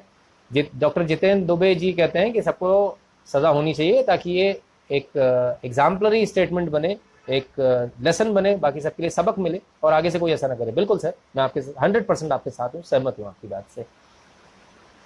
हो सकता है कर्नल श्रीवास्तव के ऊपर भी किसी राष्ट्रद्रोही का हाथ हो जो एक्सपोज करने की जरूरत है। तरुण दुबे जी बिल्कुल मैं आपसे सहमत हूँ, कर्नल श्रीवास्तव की इतनी हैसियत ही नहीं है कि वो कर्नल होते हुए इतनी बड़ी हिमाकत कर जाए। इनके पीछे बहुत बड़े लोग हैं जिन्हें एक्सपोज होना बाकी है। सोशल मीडिया का अगला लक्ष्य न्यायपालिका और इलेक्ट्रॉनिक मीडिया को सुधार करने का बाध्य होना चाहिए। शरद सिंह जी का काशी वाले, सर बिल्कुल ये बीड़ा आप उठाइए, मैं आपको इसके लिए आमंत्रित करता हूं। जब भी आप ये बीड़ा उठाएंगे, जब भी कोई भी व्यक्ति और लाइव करता है, मैं उसको शेयर करूंगा ताकि ज्यादा से ज्यादा लोगों तक पहुंच सके। जस्टिस पुरोहित का हश्र देखकर कौन भारत के लिए जासूसी करेगा, जबकि पाकिस्तान से आकर न केवल जासूसी करते हैं बल्कि खुद को उड़ा देते हैं। परमानंद परवानी जी बिल्कुल सर, मेरा भी यही कहना है, बार बार मुझे इसी बात की चिंता है कि यदि ये सिस्टम है तो कोई भी व्यक्ति देश के लिए जासूसी नहीं करेगा। मेरे जैसा आदमी देश के लिए अपनी जान क्यों लगाएगा? अगर मुझे जेल में ही सड़ना है तो मैं भी चुपचाप दो दाल रोटी की जुगाड़ करूंगा और चुपचाप अपना काम करूंगा, मुझे दुनिया से मतलब नहीं है। अभी तक आर्मी से क्यों नहीं निकाला गया? गोयल साहब आर्मी से पूछिए ना प्लीज, मैं कैसे कह सकता हूँ सर, ये आर्मी का मैटर है, मैं इसमें कैसे कह सकता हूँ? How can I comment? It is their preview. नहीं निकाला गया उसके लिए हम आर्मी से नहीं पूछे क्यों नहीं निकाला गया, हम पीआईएल फाइल करें ना सर। आर्मी से तो ऑटोमेटिकली निकल जाएगा जब एफआईआर होगी तो। 467, 468, 420 धाराएं बता रहा हूं ना सर, पूछिए वकील से। हम सब मिलकर पीआईएल करते हैं, आप भी कीजिए, मैं भी करता हूं। नीतीश उपाध्याय एडवोकेट कहते हैं हम आपके साथ जेल जाने को तैयार हैं। Thank you so much sir, आप लोगों का बहुत बहुत शुक्रिया। आप लोगों के इसी प्यार की वजह से, आप लोगों के इसी मेरे साथ रहने की वजह से मेरे आज अंदर इतनी हिम्मत है कि मैं इतना बड़ा एक्सपोज कर पाया हूं। जबकि मुझे कई लोगों ने रोका, मेरे कई दोस्तों ने मना किया था कि नितिन ये पागलपन मत करना, भाई साहब ये मत करना, इसमें आप फंस जाओगे। इसके बावजूद आज मैं आया हूं और आपके सामने हूं। Media, judiciary and system has been part of this conspiracy, Chandan Jha ji का कहना है। जय हिंद पंडित जी, आपके अच्छे काम के लिए साथ ही हूँ। Ishwar Dutt Sharma thank you sir. Yogesh Solanki ji संशक्ति योगे लिख रहे हैं, आधे घंटे के लिए समुद्र में सर्विलांस कहाँ डाउन किया गया था, इसका खुलासा भी होना चाहिए। हर्षल खैरनार जी, सर ये रिपोर्ट जो है मेरे पास में, एक बहुत ही हायर लेवल के अधिकारी जो DRDO में हैं और सर्विलांस सिस्टम देखते हैं, उन्होंने मुझे आज से करीब शायद 8 साल पहले करीब बताया था, जहां तक मुझे याद पड़ता है। तब से मुझे मालूम था, मैं चुप था, मैं इसको बोलना नहीं चाह रहा था, लेकिन आज क्योंकि समय का तकाजा है कि हमें बोलना पड़ेगा, इसलिए मजबूरी है। चुप रहकर हम एक कर्नल को, एक देश के जाबाज को फांसी तो नहीं चढ़वा देंगे सर। अब इसके लिए हमें जेल हो जाए तो क्या करें, जाना पड़ेगा सर, चले जाएंगे, क्या करें, मानना पड़ेगा कानून, बोलेंगे चले जाएंगे साहब। Surprise to know that enemy moles like colonel Shrivastava still in army, it is a great. Sir बिल्कुल Manish Pandey ji, he is a great risk to our country. ऐसे लोग बहुत रिस्की होते हैं, इनको जेल में सड़ा देना चाहिए बाकी की बची हुई जिंदगी। चंदन झा जी कहते हैं thousands of PL is not taken up by the court. Sir court को लेना तो चाहिए, नहीं लेते तो क्या करें। विष्णु शर्मा जी कहते हैं we are with you, thank you sir. Ashish Tripathi ji, Pushp court of inquiry under general Kapoor before VK Singh has not listened colonel Purohit and without any trail they found them guilty and what pressure General Kapoor had to stop COI। yes sir, Pushpendra Tripathi ji कहते हैं general Kapoor के time पर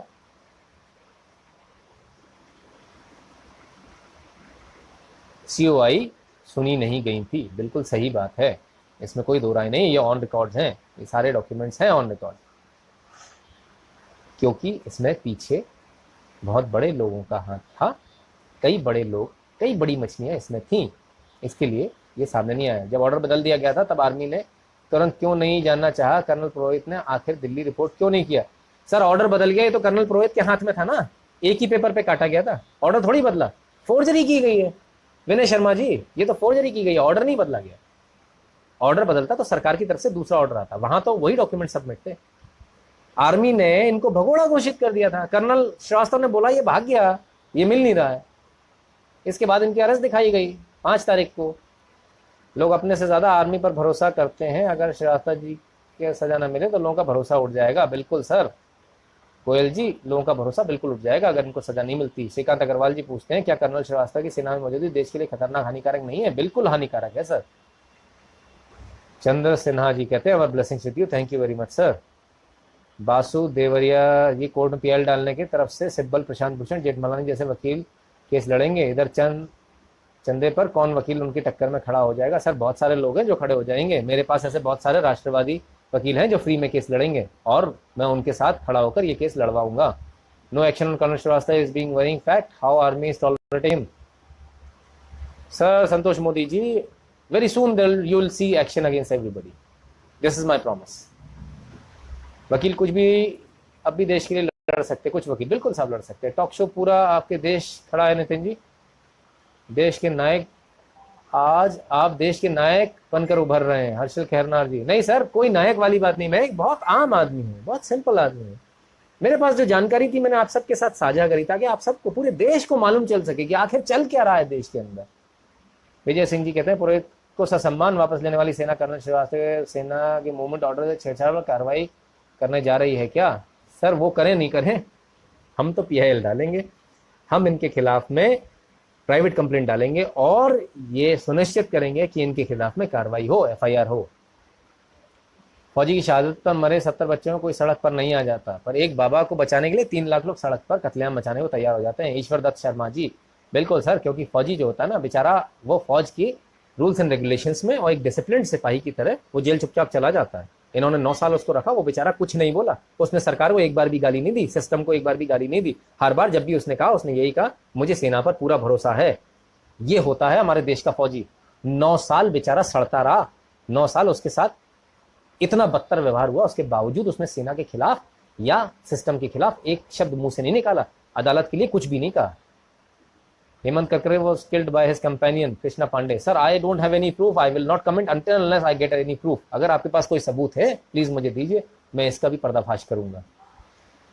sir अब बहुत हुआ सम्मान, अब नहीं सर योगेंद्र राजेंद्र द्विवेदी जी, ऐसा नहीं, हम सम्मान से बात करके भी हम न्याय ले लेंगे, आप चिंता ना करें। एक अच्युत मनोवैज्ञानिक से क्या इस तरह प्रकरण आम जनता के न्यायालय के ऊपर ही विश्वास नहीं उठ जाएगा। सर उठेगा ना तरुण दुबे जी, सवाल ऐसे उठ रहे हैं और विश्वास लोगों का उठ रहा है, बहुत जल्दी विश्वास उठ रहा है और उठ भी जाएगा। I remember there were talks about dubious why Hemant Karkare died. Now we can connect these dots clearly. Manish Pandey जी, बिल्कुल आप अपने दिमाग से सोचकर जैसे आपको समझ में आए कर सकते हैं। असहिष्णु राजेश मिश्रा जी कहते हैं छा गए गुरु, वाह सर, छाने के लिए नहीं आया हूँ, सिर्फ सच्चाई बताने के लिए आपके सामने आया हूँ। मेरा कोई इरादा नहीं है कि मैं कोई सेलिब्रिटी बनूं या लोग मुझे जाने पहचाने, कोई ज़रूरत नहीं मुझे इसकी, सिर्फ ये तथ्य है जो आपके सामने लाने थे और ये आपके सामने आ रहे हैं। In my say I can say courts are waste and I have no faith in them. Santosh Modi ji, that is your personal view sir, you can have faith and you can not have faith. I read that army kept paying 75% Colonel Purohit. That clearly shows that army has full confidence. Sir, as per rule 6 महीने तक suspension होने के 50% salary मिलती है, उसके बाद 75% मिलती है। तो आर्मी ने जो कुछ भी किया वो एज पर रूल किया, कहीं भी आर्मी ने रूल को वॉलेट नहीं किया। कर्नल पुरोहित मालूम था उनका बच्चा है, देश के लिए लड़ता है, उसके बावजूद आदमी के हाथ बंधे हुए थे। इतनी डिसिप्लिन्ड आर्मी है सर हमारी, देख रही है हमारा कर्नल वहां फंसा हुआ है, गलत फंसा हुआ है, इसके बाद भी कुछ नहीं किया। ऐसा नहीं है कोई पाकिस्तान की आर्मी की तरह नहीं कि तख्ता पलट कर दें सर, यही हमारी आर्मी की खासियत है। सैल्यूट करता हूं मैं ऐसी आर्मी को। जजेस and journalist are true, Chandan Jha ji, I will not comment, I can not comment on this. Vishwas Patankar जी, सटीक, धन्यवाद। अभिजीत मिश्रा जी, 9 साल एक देशभक्त अपराध करने वालों को क्या सजा मिलेगी जब गद्दार देशद्रोही साबित होंगे? सर सजा मिलेगी, बिल्कुल सजा मिलेगी। 180 सेक्शन 181, 182, 189 इसके लिए बने हुए हैं, इनको सजा मिलेगी सर, षड्यंत्रकारियों को छोड़ा नहीं जाएगा। सर मोदी जी ने कुछ किया या नहीं, पर आज हम सवाल जवाब कर पा रहे हैं। मोदी जी ने ही किया सर, मोदी जी की सरकार ने ही डॉक्यूमेंट्स दिए, वरना आज कर्नल पुरोहित को जमानत नहीं मिलती। ये मोदी जी ने डॉक्यूमेंट्स जो दिए हैं वही कोर्ट में पेश किए गए। सेना को आज कौन रोक रहा है ऐसे अफसरों के खिलाफ कार्रवाई करने से जो पुरोहित जैसे सेना के खुफिया जासूस को ओपन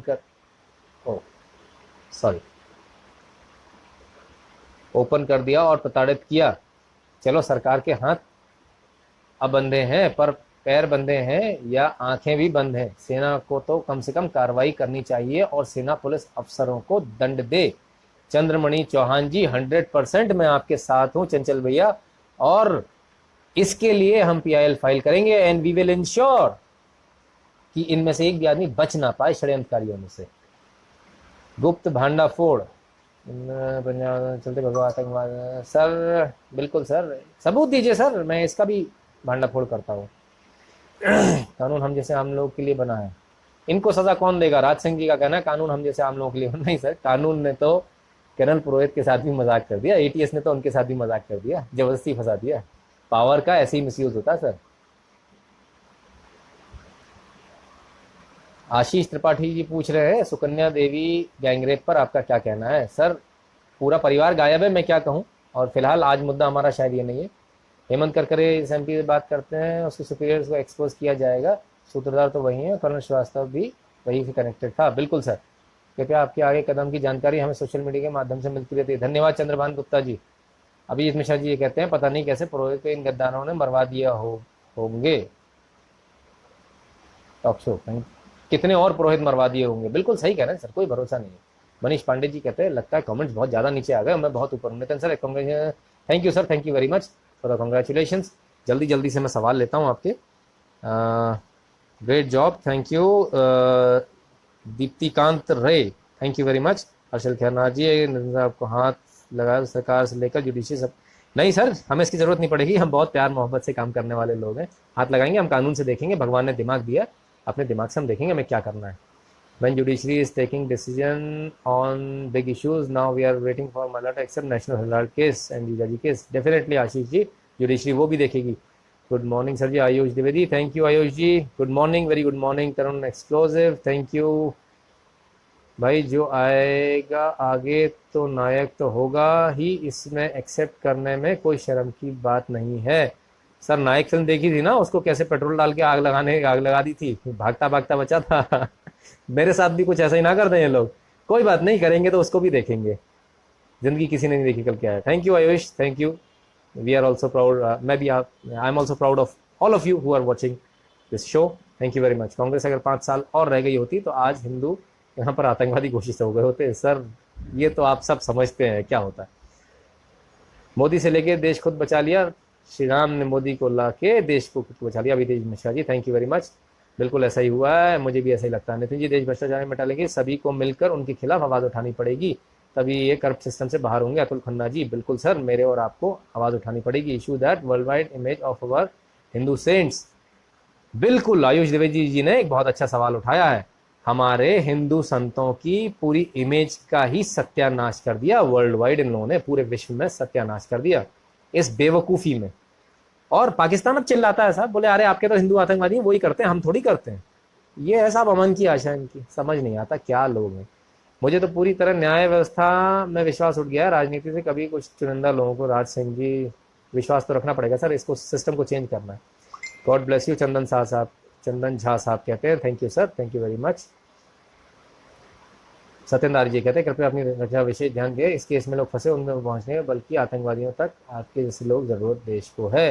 सत्येंद्र झा जी, बिल्कुल, मैं अपनी सुरक्षा को लेकर काफ़ी सजग हूँ और काफ़ी हद तक जो मेरे से बन पड़ता है मैं अपनी सुरक्षा के लिए करता हूँ, मैं उसको डिस्कस तो नहीं कर सकता। अतुल खन्ना जी धन्यवाद आपका। विवेक माल्थरे जी आपका भी धन्यवाद। अमित पांडे जी धन्यवाद। आशीष जी धन्यवाद। मेरे ख्याल से अब सवाल खत्म हो गए हैं और अब समय आ गया आप सबसे अलविदा कहने का, आप सबसे इजाजत लेने का। आप सब ने मेरा ये शो देखा, आप सबको शो कैसा लगा? क्या आप सबको मेरी बात अच्छी लगती है? क्या मेरा बात करने का अंदाज आपको पसंद आया? शो पसंद आया, नहीं आया, जो भी है आप कमेंट कर सकते हैं और हैशटैग इस्तेमाल कर सकते हैं, जैसा कि मैंने पहले बताया। इस हैशटैग को आप इस्तेमाल कर सकते हैं और हैशटैग हमने 3 हैशटैग दिए थे और ये हैशटैग हैं नंबर 1, कर्नल पुरोहित को जस्टिस दिलाने के लिए justice for Purohit, hashtag justice for Purohit, बिना कोई भी स्पेस के, कोई अंडरस्कोर नहीं, कोई डॉट नहीं। कर्नल पुरोहित के लिए अगर आप साथ में खड़े होते हैं तो justice for Purohit hashtag use कीजिए। जहां भी आप कमेंट करते हैं वहां जस्टिस फॉर पुरोहित हैशटैग का इस्तेमाल कीजिए, चाहे आप ट्विटर पे हो, चाहे आप फेसबुक पे हो, चाहे आप व्हाट्सएप पर हो।